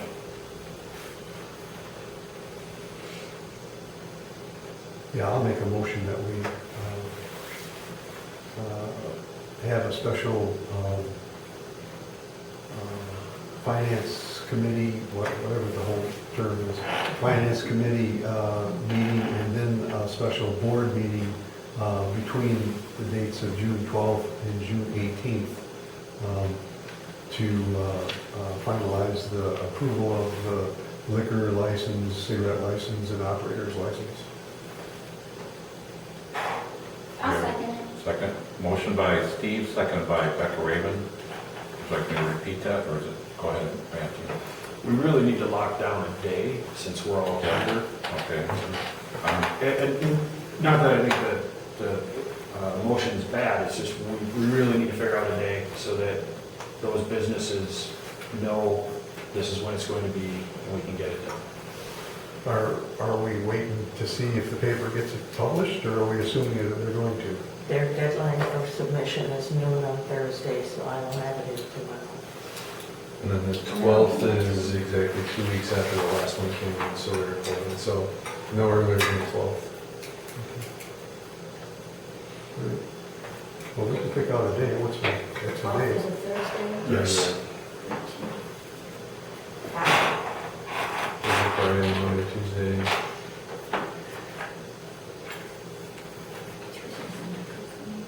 I mean, Yeah, the 12th is a Thursday. either the 12th or the 16th. On Monday, is Monday good for anybody, or? I can make Monday work. Well, I don't know. I'm good. The sooner the better, Yeah. Yep. because I can't imagine they're gonna Mm-hmm. wanna review everything, if there's any problem, they need time. It's Thursday better than Monday. I can do Thursday the 12th. I'm good with Thursday, it's all too. All right.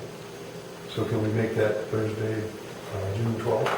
To amend the motion to add Thursday. Yeah, I'll amend the motion to make it Thursday, June 12th for the special meetings. And what time do we want to start, 6 o'clock? Or? Whatever time you feel is appropriate, Steve. Well, These are, these kind of things, I will be here for it.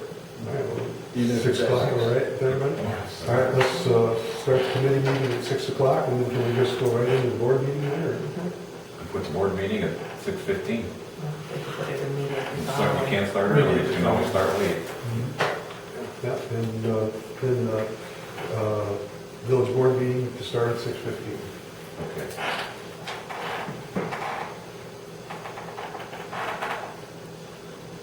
Motion by Steve, and seconded by Becca Raven. Are you sure? Pardon? I don't need to write He was asking if you were still seconding He was the still motion. seconding. Oh, yeah, Okay.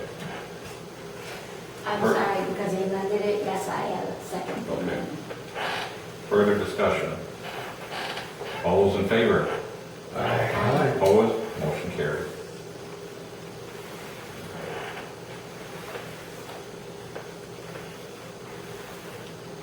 So then, Roman numeral number 8, amending the Village of Marina Municipal Code 5.25.060A.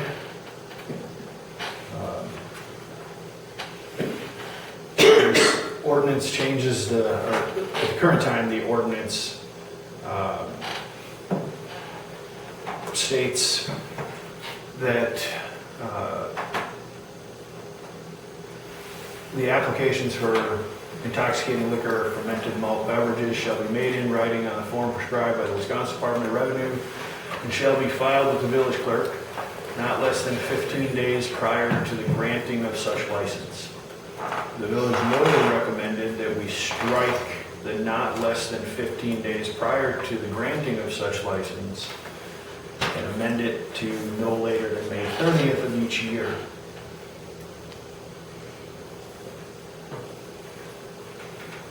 And there was a comment from Yes. Candy about maybe the 15th, just to have enough time in case there's any issues. May, so then that, if we have it all by the 15th, or we wouldn't have to have a special meeting in June, we could all do it at the regular, possibly, and then that would give more time. Yeah, the liquor licenses expire June 30th of each year. That's why the lawyer recommended it that way, but as Candy mentioned, Ted just stated, to try to give the businesses, or give us more time to not put pressure on the businesses, she recommended May 15th. So, I have the ordinance, I thought I sent it, but I only sent it to our committee.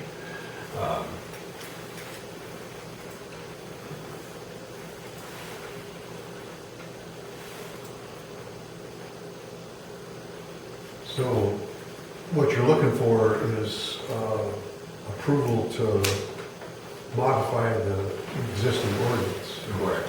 So the right way to do that would then would be for you folks to come up with the new wording and then recommend that to the board at the next meeting, is that? We can do that, yeah. Yeah.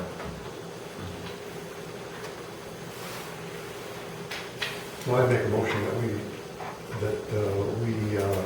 have the finance committee pursue the change to the May 15th date. We have a motion by Steve to recommend sending it to the Finance Committee to, as far as amending Village of Arena Municipal Code 5.25.060A, Ordinance 2025-0603- Section 5.25050A of the Village Code, Arena Code of Ordinances, to include change the date to May 15th. I'll second. Motion by Steve, second by Matthew. Further discussion? All those in favor? Aye. Opposed? Motion carried. Thanks, Candy. Thanks, Candy. So, agenda item number 9 is payment to trustee for out-of-pocket expense payment, or out-of-pocket payment for the League of Wisconsin Municipalities. Steve has already paid for it out of his pocket, and I did not put this agenda item on here. I did, because I found out he paid for it out of his own pocket. Doesn't matter, I'm not asking for reimbursement.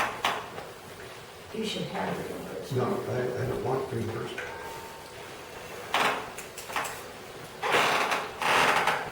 Well, kind of emphatic statement with that, does anybody dare to make a motion or not to make a motion? Well, I'll make the motion because I think he should be reimbursed for the village and municipal training. Because that's just the right thing to do, and that was very generous of you, Steve, but you shouldn't have to foot that bill. So I make the motion to reimburse you, whether or not anyone else feels the same way, is not my concern. I want you to know it is appreciated and you shouldn't be penalized. So I make a motion to reimburse him. We have a motion by Becca Raven to reimburse village trustee. I'm gonna second that motion. Pardon? I second the motion. And second by Don. Further discussion. Thank you, Steve. Oh, Matthew? It wasn't stated how much we're reimbursing him. It's $95. 90, I'm sorry to not put that in there, but for, Yeah, I you know know, what how gets much me out of it is but- LWM training up above was $95. Oh, but that It doesn't, wasn't in we're the motion. reimbursing him in full, that wasn't made. Okay. He was reimbursing him, and then we would also need a receipt for the Yeah. reimbursement. Okay. I would Very like, good argument. I would like to just point out that anyone else that wants to go online and register for it and prepay, this would cover them as well.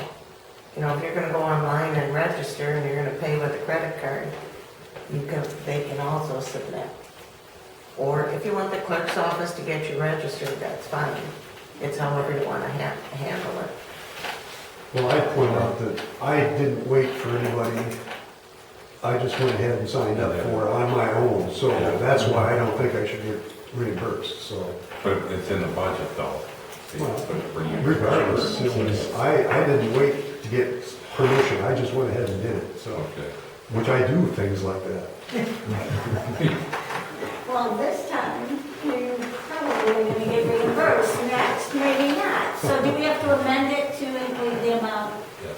I amend my motion to reimburse Steve Wilkinson for the cost of $95 for his out-of-pocket payment for the Leo Wisconsin Municipal Training. Please, once the receipt is received. We have a motion by Becca Raven, amended motion. I second it. Don seconds the amended motion. Further discussion? All those in favor? Aye. Opposed? I, Steve, you know, you don't have to submit your receipt. Yeah, it was. Yeah. The value Steve, don't Yeah. worry, he lost the receipt. Yeah. Steve? That's your call. Okay. Okay, this time, I don't like to interrupt. yeah, I'd like to modify the agenda a little bit so that we can get our call into this digital forensics representative, Martin Wirtz. He expressed to both myself and also Paul, when he talked to him, that he would like to change the focus of the forensic audit to not focus as much on the water and sewer accounts and to focus more on bank business and deposits and things like that. And he offered, and I told him that we would, but we don't have to, have a phone conference with him so he can explain to everybody the reasoning behind wanting to do that. So do we have a motion to move item 17 up ahead of, where am I now? Personal Yeah, committee. it would be C, Yeah. item 14. 14C.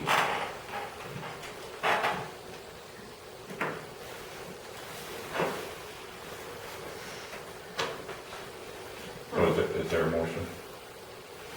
Well, I'll make a motion. Okay, sure. motion by Steve to move agenda item 17, digital forensics corp audit update and area of focus revision up ahead of item 14C. I'll second it. Seconded by Becca Raven. Further discussion? All those in favor? Aye. Opposed? Motion carries. What in, I'll just kind of, while he's calling him and stuff, I'll just add to it too. What basically he was wanted to, and he has a great point, is you want your books clean, you know, we're a new board, and that's the biggest reason for this, is we want our books clean. So, just that way we know where we are, we know where we're standing, and everything's done that way, so.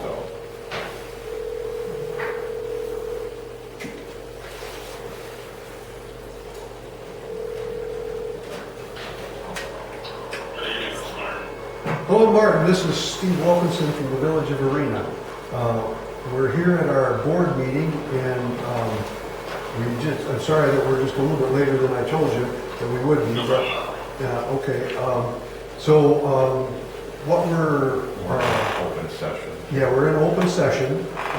There's 7 board members here present, plus audience. Oh yeah, 6. There's 1 absent. Why don't you go ahead and talk to us about the change in the scope of what you were thinking that we should be investigating with your forensic audit. We had asked originally about sewer and water billing and receipts. But why don't you go ahead and talk a little bit on what you think would be the proper focus. So initially I had been in my original scope, I had been told that we were to look into the water billing system, focus on, checking rates, invoices, payments, and cross-referencing some of that activity with the bank account activity to verify the water meter records are correct, the rates are correct, and the other changes being made are appropriate and according to the billing records. Now, generally speaking, I've performed investigations like this for other municipalities in the past. That is not where I would steal your money, ladies and gentlemen. If I were to steal your money, it would be from your bank account. It would not be within your water billing system. So, I work for you guys, and we sold you guys a block of hours, and whatever you guys wish for us to investigate, I'll certainly do that for you, but it is my obligation to bring it to your attention that that is not where I believe would be the most appropriate use of your hours or your dollars. So, if it were me or my investigation, I would recommend that we look into your bank accounts and see if anybody's taking money out of the bank accounts. With somebody with the title of treasurer, clerk, and anytime somebody has access to the bank accounts, they have the ability to take funds out of the bank. Now, if you review the accounting records for your municipality, that's generally conducted and the entries put in that accounting system are usually done by the treasurer, bookkeeper, clerk, whoever's handling the accounting and the funds. Now, if I were to steal your money, I would usually cover those tracks in the accounting software, and I would fabricate some sort of false entry. So I wouldn't recommend looking at your accounting software to see what was done. I would recommend focusing on the bank account activity and records, because I'd be more confident that those transactions actually occurred. Does anybody have any questions? Yeah, because basically what we're looking for too is just clean books to start, because we have a brand new board. And we right now, to be honest, we don't know where we are financially. And we need to know that. So. When you say you don't know where you are financially, well, can I help you, or you just don't we know how much. No, we know how much money we have in the bank and everything. That's not an issue. It's just with as far as how everything's tied into the budget, the 2025 budget, everything like that. It's just, how a company comes in and buys a business. They go through the books. Right. And I also agree, a full-time new clerk who should be able to come on knowing that things are in a in a good way.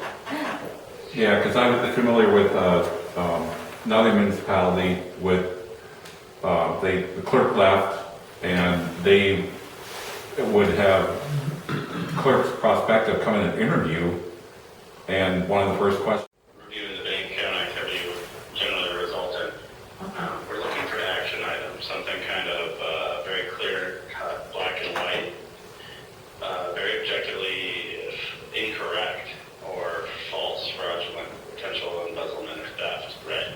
So, and some things that shouldn't occur in a municipality are significant withdrawals, for instance. There are certain tests that we can conduct within using certain resources you guys have within the hours that are allotted. For instance, one action item would be to review for any sort of withdrawals or wires from your bank accounts to any other accounts that you're unaware of, right? Say municipality has 4 bank accounts that we're aware of. We could review those 4 bank accounts for signs of anybody withdrawing large amounts of funds, wiring funds out of those 4 accounts, or transferring funds out of those accounts going to a 5th account or 6th account that you guys were unaware of. Whether that account be in the city's name or the village's name, or in an individual's name, right? So they're just funneling money out to a personal account. That's the higher risk that you guys have when somebody has access to your bank account and then probably leaves and you're unsure of what's going on. What I would like to tell you is that we can test certain things and say, yes, there were 2 withdrawals over the last 3 years. These were the withdrawals on these dates. They were insignificant amounts, or if they were a significant amount, then maybe we need to follow up and identify who's withdrawing those funds and maybe follow that into the journal entry, into the accounting software, see what they're saying it was allotted for. Certainly something we'd have to scrutinize, right? Withdrawals shouldn't happen. If they do, then there should be a very, some kind of reason, right? Other things could identify the potential other account like the municipalities. Recently, we just found a $400,000 CD that they didn't know about. They thought somebody was stealing money or money was missing. It turns out it was just invested into a CD, which was gaining interest instead of just sitting around parked. So it was a prudent financial move, but when you lose track of $400,000, people do freak out. So make sure everything's done above board. All right. Okay, thank you. yeah, anybody else? Yeah, it's just peace of mind, for me personally, it's just peace of mind. We started out with clean, where, said it's just gonna help in hiring a clerk. Is there any other areas that you would recommend, such as like credit card records, payroll records, anything on that order, or pretty much just the bank statements? If there was any red flags, I would say dive into that. Okay. So if you guys suspect any foul play in payroll, then certainly. If somebody was given a travel expense card and thought that the spending was high or went above and beyond the budget, then you could dive into there. It's pretty early on in 2025, so if you want to look through the first quarter of 2025 and see where we went above or over budget, we can certainly do that. And identify those areas and see if there's a cost, some sort of reason that we're above budget, the seasonal thing, or if we can't identify why we're above budget, then perhaps we need to dive into that area further, see if there's some sort of funds being misappropriated. Okay. Thank you. So are you recommending a time frame or, time period to check? Banks have to keep records for at least 5 years. Okay. I would say if you guys have concerns, if there was a reason you guys called us, it'd be important for you to share that with us. And then I can tell you to dive into the accounting records, tax returns, bank statements, check images, deposit slips, so on and so forth. If you guys are just calling for some peace of mind, just to be sure that nothing is going on, you guys didn't have any targeted areas, so that I would just give you the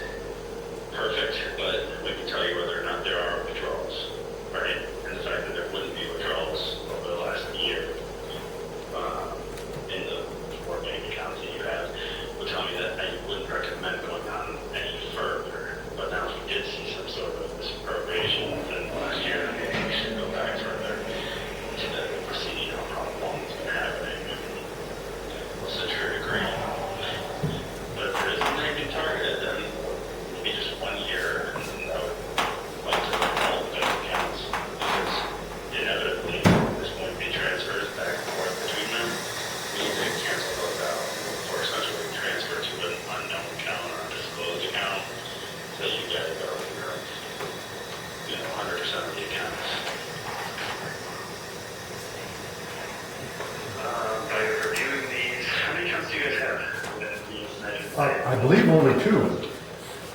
I think you've got two LGIP, you got a couple of LGIP, but those wouldn't be my main concern. It would just be at the bank apparently. In the bank, there's only two. Plus, there's two loans that we have there. Okay. Well then, we'll try one years for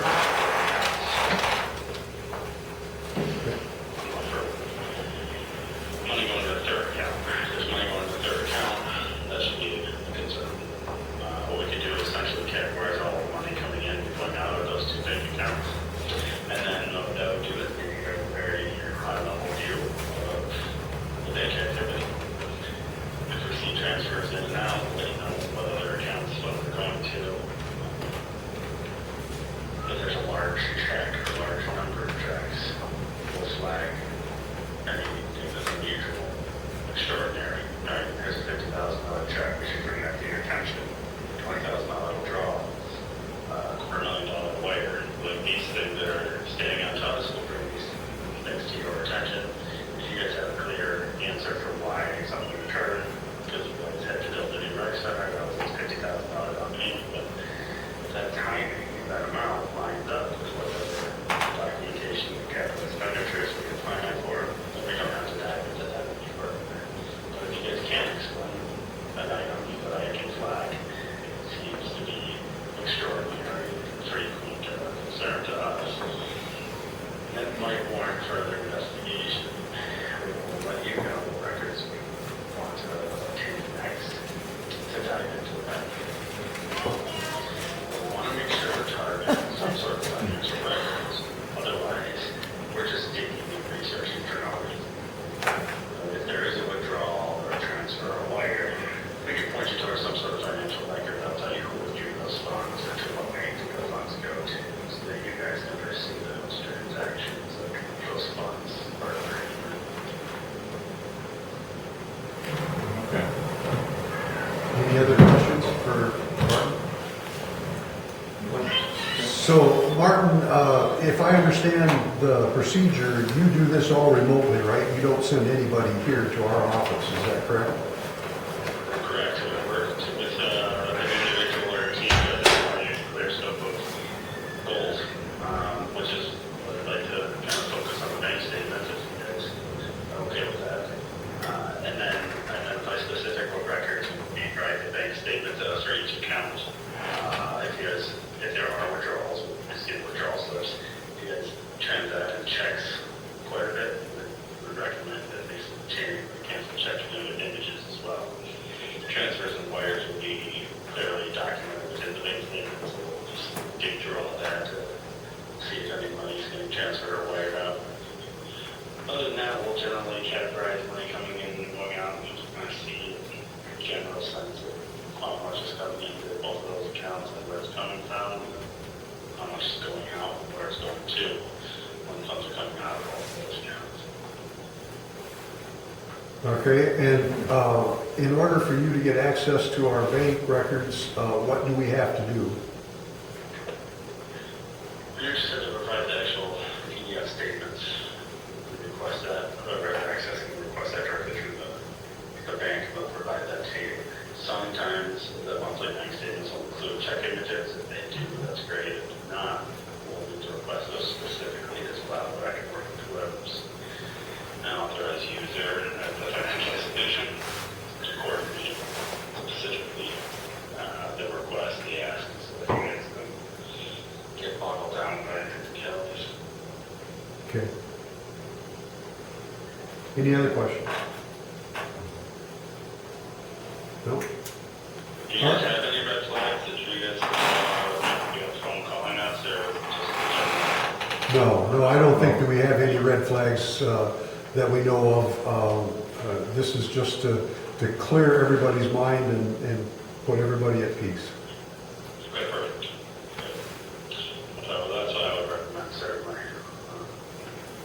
But if I can't get in there and look for some sort of stuff, if I can't find anything or would recommend anything further than what you guys know. If we do, we'll punch towards the records that we would like to see Okay. further, and then you guys can certainly obtain those and see if there's anything more for further investigation. investigation at that point in time. All right, very good. What we'll do, we'll talk about it here a little bit with you offline, and then I will get a hold of you tomorrow and let you know what we've decided.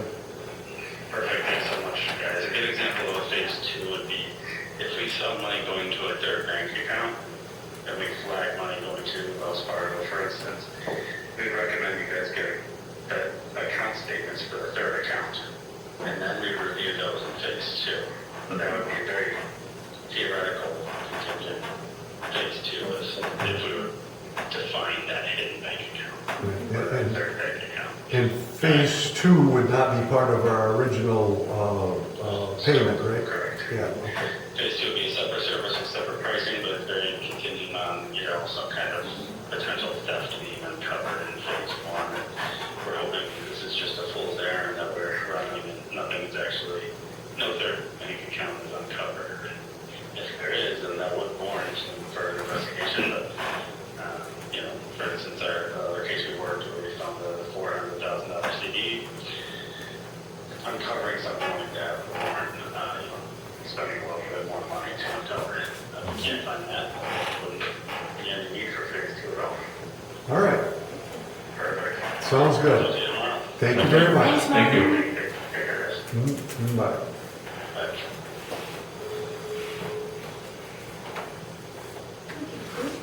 Well, I hope that was helpful. Yeah, I mean, you can tell he's an auditor, so it just, it's very helpful. I think clear up some questions, clear up some things that we just want to get on clear books, So, we would need to make a motion to actually change then the area of focus, because originally it was water, sewer, plus that, so would somebody like to make a motion or have more discussion or?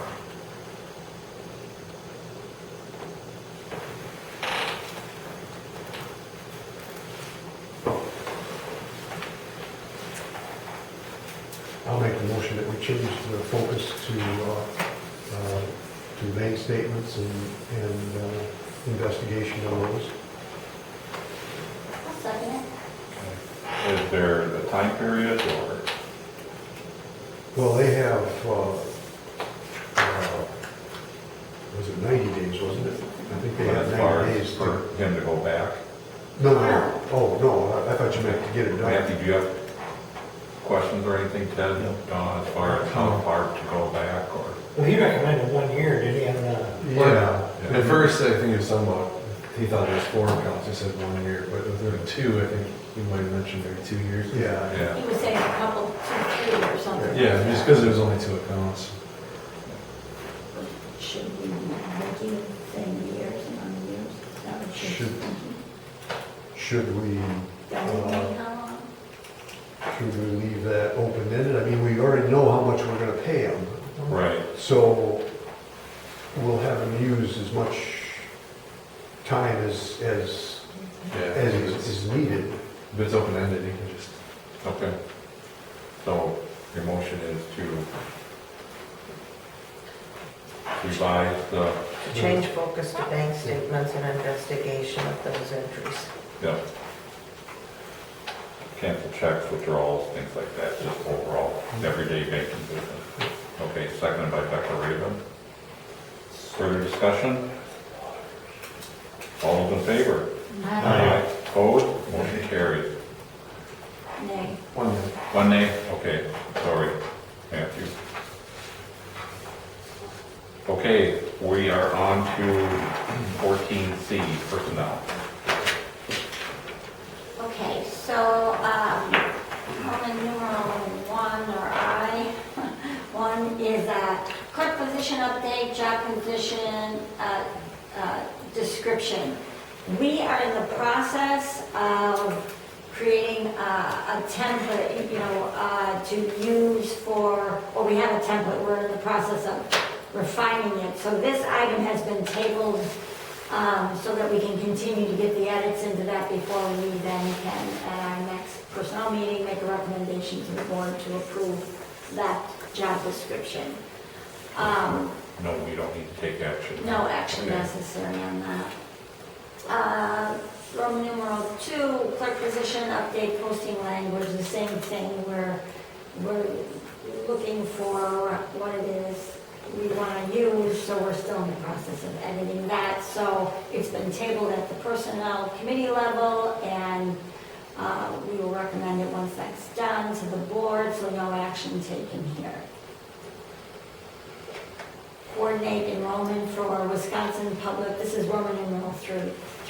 Coordinate enrollment for Wisconsin Public Employees, WPE, Group Health Insurance Plan, effective 10/1/2025, with clerk and village employees.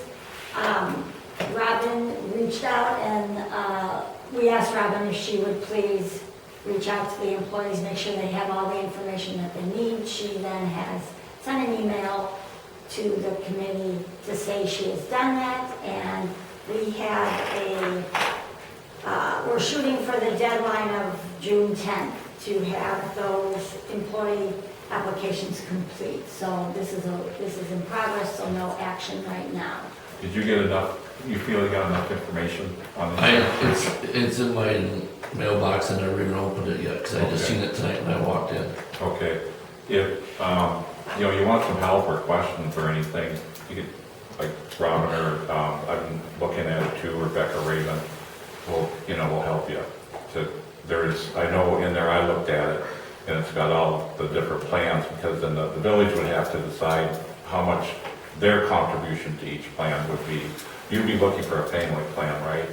Yes. Okay, yep, and they're all listed in there, and then, come back, like, what you would want, and the board will have to, the personnel committee would have to decide and everything, and see if we can get this worked out for you guys, because I think it is necessary, we can do it, so, yeah. But yeah, if you don't feel you have enough information, speak up. All right. Please speak up. Yeah. If I know, I think it would be nice if we submitted applications, because we don't have to give them to the state, and we're supposed to be to us by the 10th. That's right, if you just get your, applications in by the June 10th, that's enough to keep the ball rolling, so. You can still change your mind after Yeah. that, but if we don't have applications by the 10th, then it's done. Just that way, we're still in the game, we stay in the game. Moving on? Yeah, sorry. No, good questions. Roman numeral 4, village policy regarding contesting voluntary quit unemployment insurance claims. It was decided by the committee to recommend to the village, as a matter of policy, the village should or does contest the voluntary quit, abbreviated UI claims. So we are reaching out to the board to ask for the board to take this up, to decide if the board wants to create a policy regarding contesting voluntary quit unemployment insurance claims.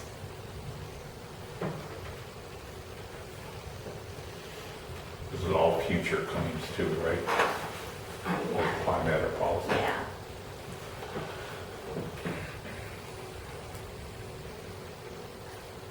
And can we discuss, or do we have to wait till a motion is made? Discuss.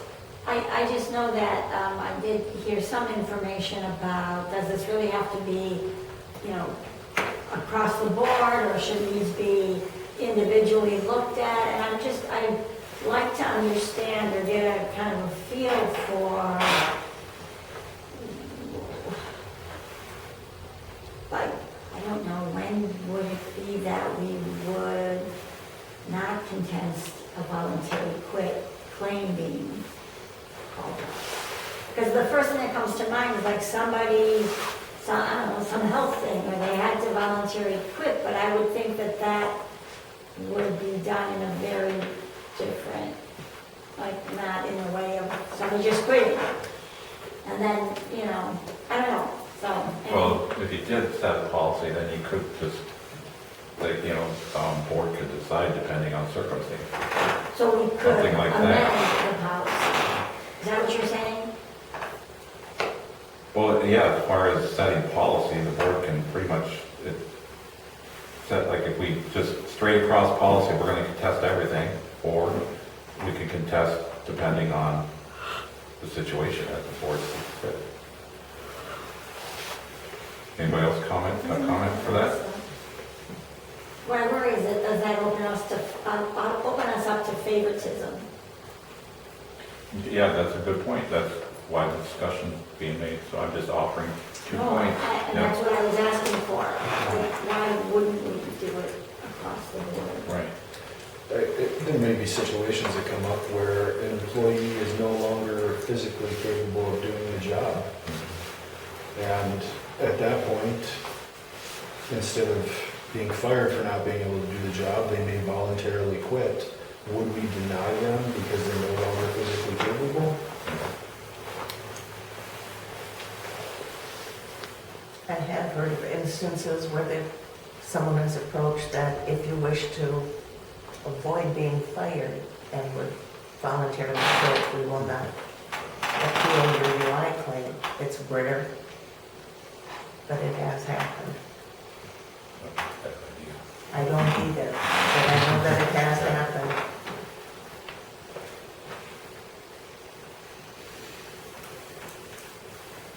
Ted, Don, Steve? If you voluntarily quit, it looks better on your next job app than if you get fired. Right. And if it's a mutual agreement that I can't do this job, I'm gonna voluntarily quit and I'm looking at something else. And it's not gonna be like you're gonna you're gonna do the 26th week, sit at home, do nothing. You know? And it's gonna better you guys than having me, or having a guy in my position sitting around, not doing the job, and then you're just getting behind. If I voluntarily quit, then you guys can move on, instead of firing the guy, and then I see Matt's thought on that. Where you leave it open to where not everything's just clear cut. Boom, we're gonna fight everything. But you set yourself up to where, case presents itself. Yeah, like Steve said the other day, that every case is gonna be different. Yeah. And it's all how you wanna put your ordinance in there. Well, and I don't think we have anything right now at all, so anything is better than nothing. And Although with nothing, it lets you make a decision on a case-by-case basis as a board as a whole, because you don't have policies, so the board can take each instance and act on it.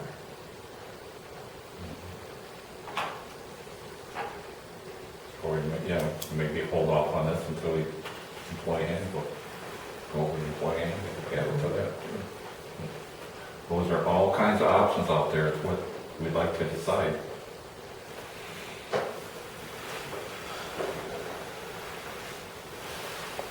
So it sounds like we have 3 options. Contest everyone. Second one, contest case-by-case basis. Not set a policy. At this time.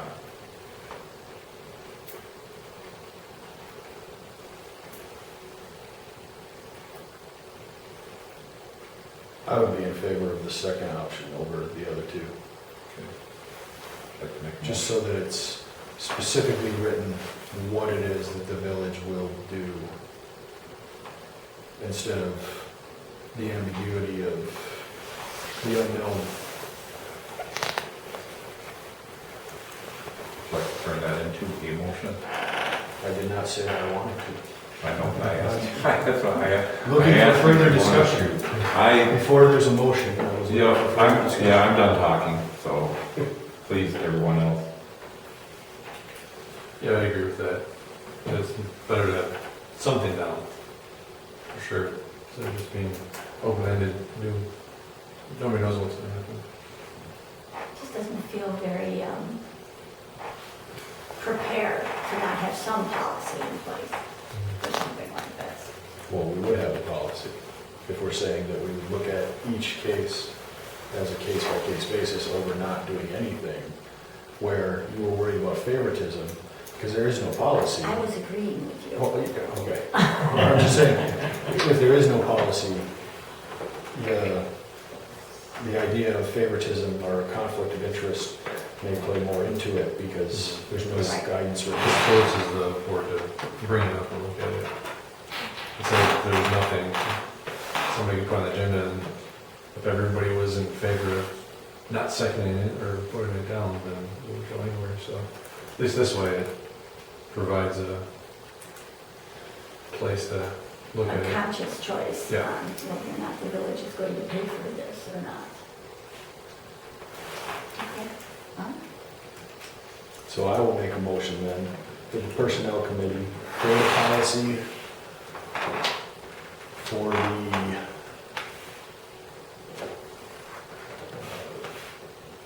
we were gonna put this in the village arena personnel policy, or what was it? What was it called? I am. Employee handbook. Employee handbook related to contesting voluntary quit UI claims on a case-by-case basis.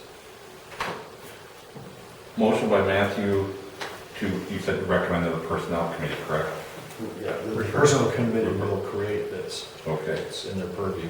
In the employee handbook to contest voluntary quit UI claims on a case-by-case basis. Do I have a second? I'll second. Second by Dawn, further discussion? All those in favor?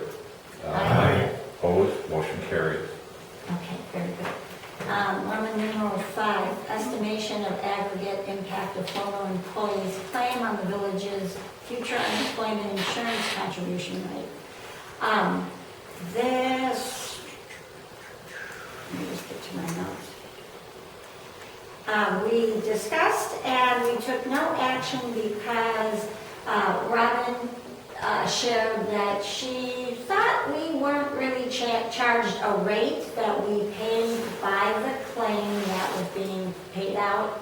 And Robin came through with her information. It was in the packet that says if you're is it a 501? Government or 501c3. C3, and you choose to do the reimbursement, that there is no rate, so our rates wouldn't be going up. It's just if someone has a claim, when, however that monthly amount that it's billed, we pay that amount. We pay the full amount of what is paid to the unemployment insurance claim that that person is getting. So no action was taken. I don't think we need to take any action here. It was informational. Am I correct? Yeah. So do we know that that's the case? One of them is a reimbursement check to unemployment. Yeah, because it has to all be set up. It is set up beforehand. We're in. Right, that's what I say, we're set up that way though. Yes, Yeah. yes. Roman numeral 6, contest or appeal the former employee's UI claim and authorization of required documents. This was, we motioned to recommend to recommending, what am I trying to say? The motion passed to recommend to the village board on whether to contest or appeal the former employee's UI claim and authorization of filing required documents. So we are bringing it to the board to vote on doing this, contest and appeal the former employee's UI claim and authorization of required documents.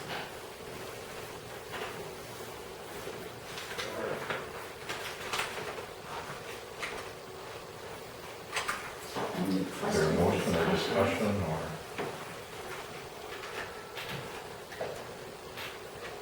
I'll make a motion that the board approve of the recommendation by the personnel committee. Motion by Steve that the board approve the recommendation of the personnel committee. Is there a second? I'll second it. seconded by Becca Raven. Further discussion? What exactly, what claim are we talking about? What is this all about? This whole contest or appeal of former employees unemployment claim? What exactly, what are we contesting or approving here?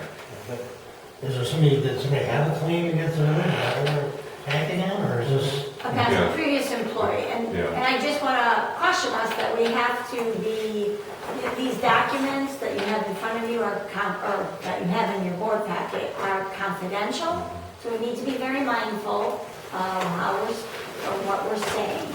But a previous employee filed for unemployment insurance and is being paid out on that claim that the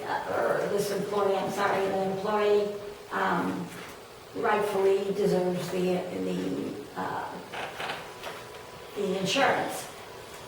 What the personnel committee is asking the board to do, what we're recommending, is to appeal that claim. It was a voluntary quit. And we've got a motion and a second. Okay. Can I explain that well enough? I understand, thank you. Okay. All those in favor? Aye. Opposed? Motion carried.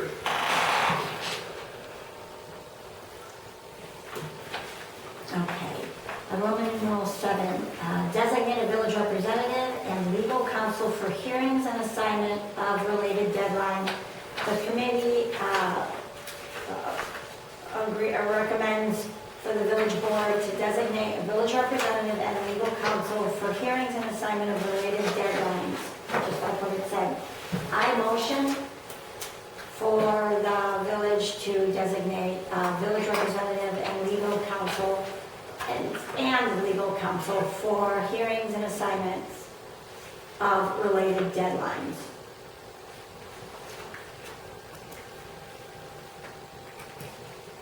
Did you say your motion? I motion. Designating who? Do we need to split it up? Is that what we have to do here? I was motioning to have what do we do? Who's the I was village doing representative? that, I was motioning for the recommendation to be received, but if it should go in 2 parts, I'll amend it. Because your motion was to recommend to the board that they select a village representative and legal. I don't think you need to amend anything. No. Okay, so then, Okay. So, do we have a second? I'll second. Motion by Becca Raven, seconded by Matthew to designate a village representative and legal counsel for hearings and assignments of related deadlines. All those in favor, further discussion? I've got one question. Do we need a representative and legal counsel present at all hearings? Or is it, maybe just the representative has a phone call with counsel before the meeting? I don't know if it's, it's all over the phone, is it in person, is it, how much is it going to cost, to have legal counsel there at all hearings? That's my own question. Is it sufficient to have a 15-minute phone call with the representative if there's any questions come up? Is that sufficient enough versus? Well, it's a hearing, so it's like a trial. So Okay. you don't get a chance to call the lawyer and ask him a question. Yeah. Yeah, what you do is you prepare your argument. That's it. This is the one time. And you prepare your argument and you present your argument. The other side presents their argument and then they decide yea or nay. Okay. so what you're asking, just to be clear, is do we need to have those 2 people present for that, all of that? Is that what you're? Well, I wasn't sure if it was just one singular hearing and there's not going to be a lot of cost. No, it seems like it's probably one. And Yeah. well, then that would make sense. Yep. You just present your argument and they present theirs and they decide. So do both the attorney and the representative show up for that? If, It's a telephone hearing. Oh, it's a telephone hearing. yeah, But should they be present? But the reason why I'm asking, because I think there might be something that the representative may be able to lend more information to if asked, where the attorney may not have. yeah, but everything should be covered in your presentation. You should have that all prepared ahead of time. You can't, basically, it doesn't look good or you don't want to ad lib, for lack of a better word to say, to speak. You want everything, boom, this is why we're contesting it. So go ahead and make your decision. And it's left up, you did your due diligence and presented your case and they decide. That's all there is to it.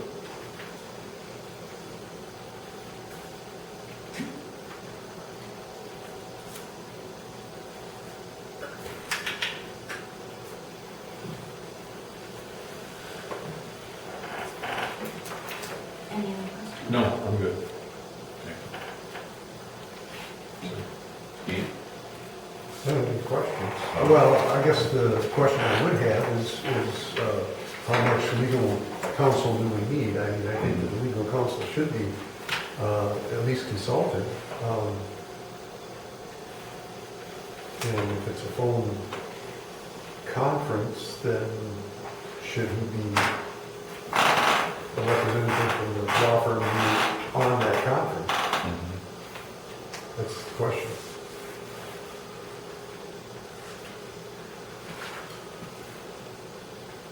I'm not sure I understand your question. You're asking if the attorney should also be present for that conversation? Right.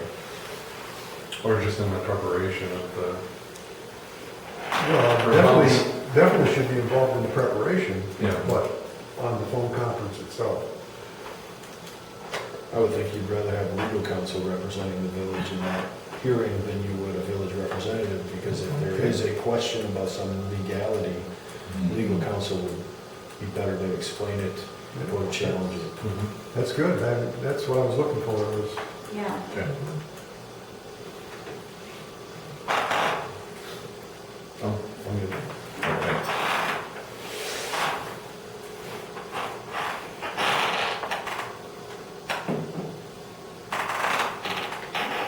Vote? We have a, Okay. Yeah, we have a motion. Motion and a second. All those in favor? Wait. I'm sorry. The motion in the second was for what? was for For designated designating. village representative Yeah. and legal counsel for hearings and assignment. Yeah. All right, so we We haven't need to- designated anybody. Yeah, we need to designate, I'm sorry. But Yeah. okay, I'm not There gonna. The way was the motion was made was to recommend to the board. board to To designate, do so Yeah, Yeah. and we haven't voted on that yet? Okay. we can designate after. All right. I figured we'd just do it. Yeah. That's fine. Okay, all those in favor? I, Aye, opposed, motion carried. Now, do we designate? would you like to designate representative? In Council's the Discussion. easy one. Council's the easy one. Yep, I would like to make a motion to designate Paul Christina, our village president, to be our village representative for these hearings and assignments of related deadlines for the UI claim. so we have a motion by Becca Raven to designate the village representative Paul Christina for the hearings and assignment of related deadlines. Do we have a second? I'll say. Second by Ted, further discussion. All those in favor? Right? Opposed, I abstain. Motion carries. And then, don't we have to make a motion for the legal counsel? Yeah, we should for formality. I'll make a motion to designate Bill Cole, our village attorney, to be our legal counsel for the hearings and assignment of related deadlines on the UI claim. Okay, motion by Becca Raven to designate Bill Cole village legal counsel, A second? seconded by Dawn. All those in favor, sorry, further discussion? Would it be okay if he had somebody else in his office that was more specialized in unemployment matters to represent us? I don't know. You don't even know if he's available the day of the hearing, so I think it might be good to have Isn't it him just the or firm his instead of, designee. Or, yeah, him or his designee. I amend the motion to designate Bill Cole and/or another member of The his law team. firm. Yeah. What's the law firm called? Actually, So it would be actually, so it's the law firm that we're motioning. I amend the motion. yeah. His designee, that was the word that was used. Bill Cole or his designee. Yeah. So it's not the law firm then. I amend the motion to designate Bill Cole or his designee to be, for legal counsel for hearings and assignments of related deadlines. Okay, motion by Becca Raven, A second? seconded by Dawn. Further discussion? All those in favor? Aye. Opposed? Motion carried. Public safety. We did 2 items. There was a contact from Sheriff Peterson, Deputy Stroke, who'd like to gain access to the evidence room. And so we made a motion, we approved it to refer to the board to recommend that we give Iowa County Sheriff Deputy Nick Stroik and Iowa County Sheriff Deputy Stephanie Bench access to the police evidence room in the Arena Village Hall with an escort by calling and scheduling the time with either the clerk's office or myself as string or Paul Casino as a backup. Any discussion? They'd like to, they have, ongoing cases, stuff like that. I'm not sure, and again, I'm gonna be meeting, or, contacting, unless you're gonna contact Nick, that moving the stuff, that question as well, but also the, how long they need to keep it here, those all gonna be part of that, but they need to have access to the room for They've got, all the evidence. yeah, they've got a couple trials coming up that So they need access. And they suggested that, they have a escort, so if it's not available by the clerks, I'd be available most of the time during the day too, as I work from home just across town, so. Can I ask a question? I kind of am a little surprised that they haven't already had access to that space because of the ongoing. They've been able to access files and everything through Iowa County a little bit, but with Iowa County's technical problems, they can't do it anymore. Plus, now they're getting to the point where they need to have evidence, They so, lost everything on the county servers, everything's gone. but they need the physical evidence now. They're getting closer to the trial date. I'll make a motion. Once I No. At one point, the other board, the old board discussed that if we or the new board is not gonna seat police people to take to police department, to ask the Iowa County to empty that evidence room and take it up to their evidence. Because we got evidence out here that's not under lock and key, that's in this freezer. And I told them, I am not responsible for any of that DNA stuff. If that freezer takes it, power shuts off out there and that DNA stuff is no good, I said, I am not responsible for any of that. So myself is to recommend the board to have the police department come down and get all their evidence that they need and get it out of here so no citizen has access to it. Or get it moved to a different place, yeah, because there's, will more than likely be future discussions on getting a police force. But I totally understand your point. I think it's at that point where we need to talk to we have that discussion where That's on my we list. can, yeah, To talk with Nick. to talk with Nick about moving it. Nick or Sheriff Peterson. Sheriff Peterson would be the one that. Yep. It's not necessarily contingent on whether or not we're No. gonna pursue. It's just, there's Yeah. evidence here, get it in a better place. Yep. So, okay. So are you like to make a motion or? Yeah, I'll make a motion to allow the Sheriff Peterson and Deputy Stoltz to come in to access. Strike. I'm sorry, Deputy Strike and Deputy Benish. Oh, it's Benish, not the sheriff. Okay, I make a motion to allow Deputy Benish and Deputy Stroy to come into our police room to gain access to the evidence and will they be removing things? Well, it didn't say for sure, they just, they suggested that with an escort, With they an would escort. schedule with the clerks, myself, or Paul as a backup. Yes, all of that. Okay. So we have a motion by Becca Raven to allow Iowa County Sheriff Deputy Nicholas Stroik and Stephanie Benish to have access to the evidence room with an escort of either the village clerks, Ted Strain or Paul Christina. We have a second. I second. Seconded by Don. Further discussion. I can put this up to the clerks as well, I've got no problem if they're busy or whatever, don't want to deal with it, whatever, We give can me a make call, something work. yeah, we can schedule something. Okay. All those in favor? Aye. Opposed? Motion carried. Next thing I had was,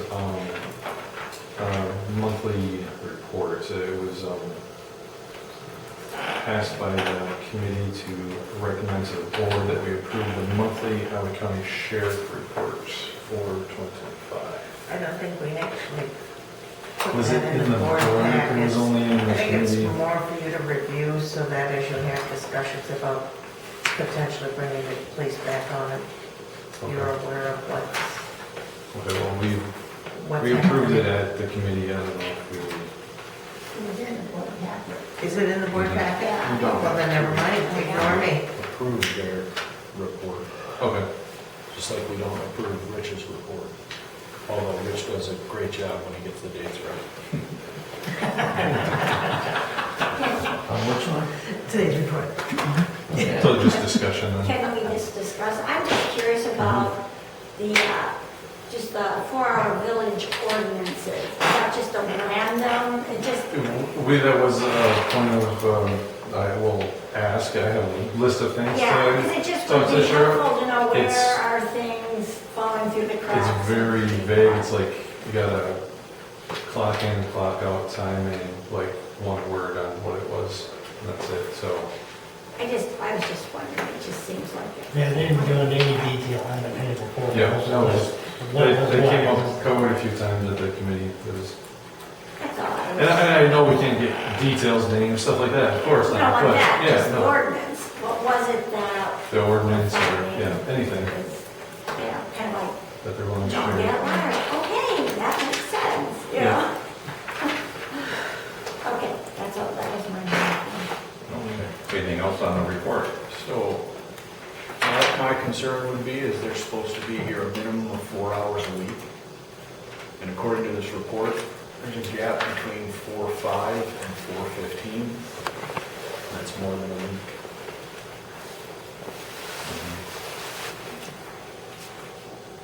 Now, I also know they don't have officers or deputies available every moment, but We are assigned a specific one, and that's Rich. I don't know his last name. Could have been, Lenoski, Lanaski? That could be.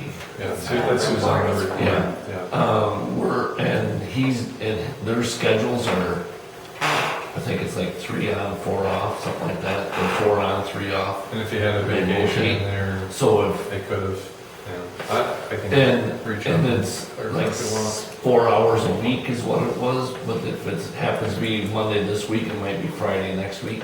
So you might have that extra long 10 days in there, you know what I mean?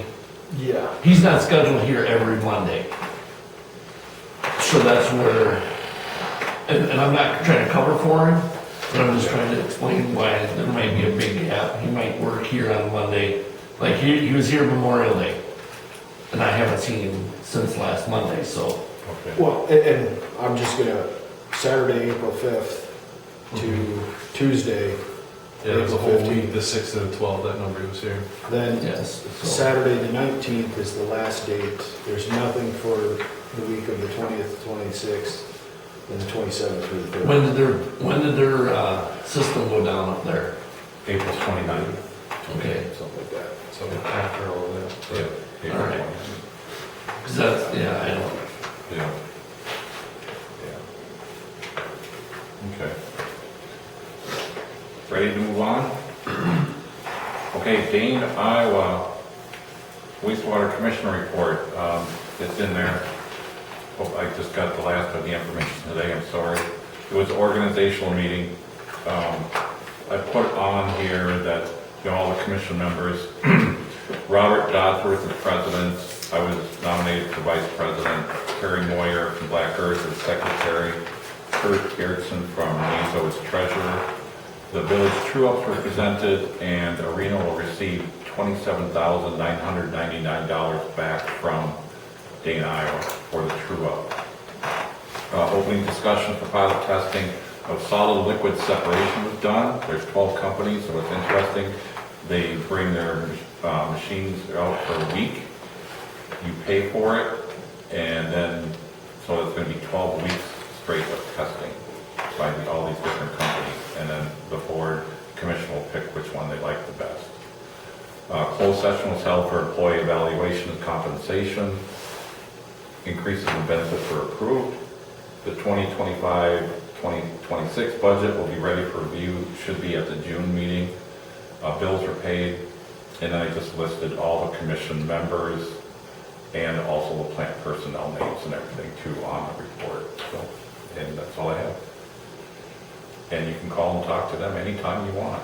Go over for a tour, anything. Okay, 15, or F, fire EMS report. 14F. Probably not one. I haven't been to any meetings or anything. Yeah, so we've got a meeting this Thursday, so we'll get some more information on Thursday. 15, future agenda items, positive pay. I just have that, we received notice from the bank that they're offering the positive pay feature. I don't think we're ready to look at it, but I don't want to forget about it, so I have it done under a future item. It might be 2 or 3 months before you want to look at it, but we don't want to forget about it. Okay. And the date of the next meeting, which we all know is Thursday. Thursday the 12th. Which brings us to item 18, adjournment. Can I ask a question about 16? So the special meeting on Monday, the 16th, is that still, No, No. that's been that's superseded by the Thursday the 12th? 12th. Yeah. Okay, I just wanted to make sure. Good. I motion to adjourn. Motion by Becca Raven to adjourn. Do I have a second? Second. Ted?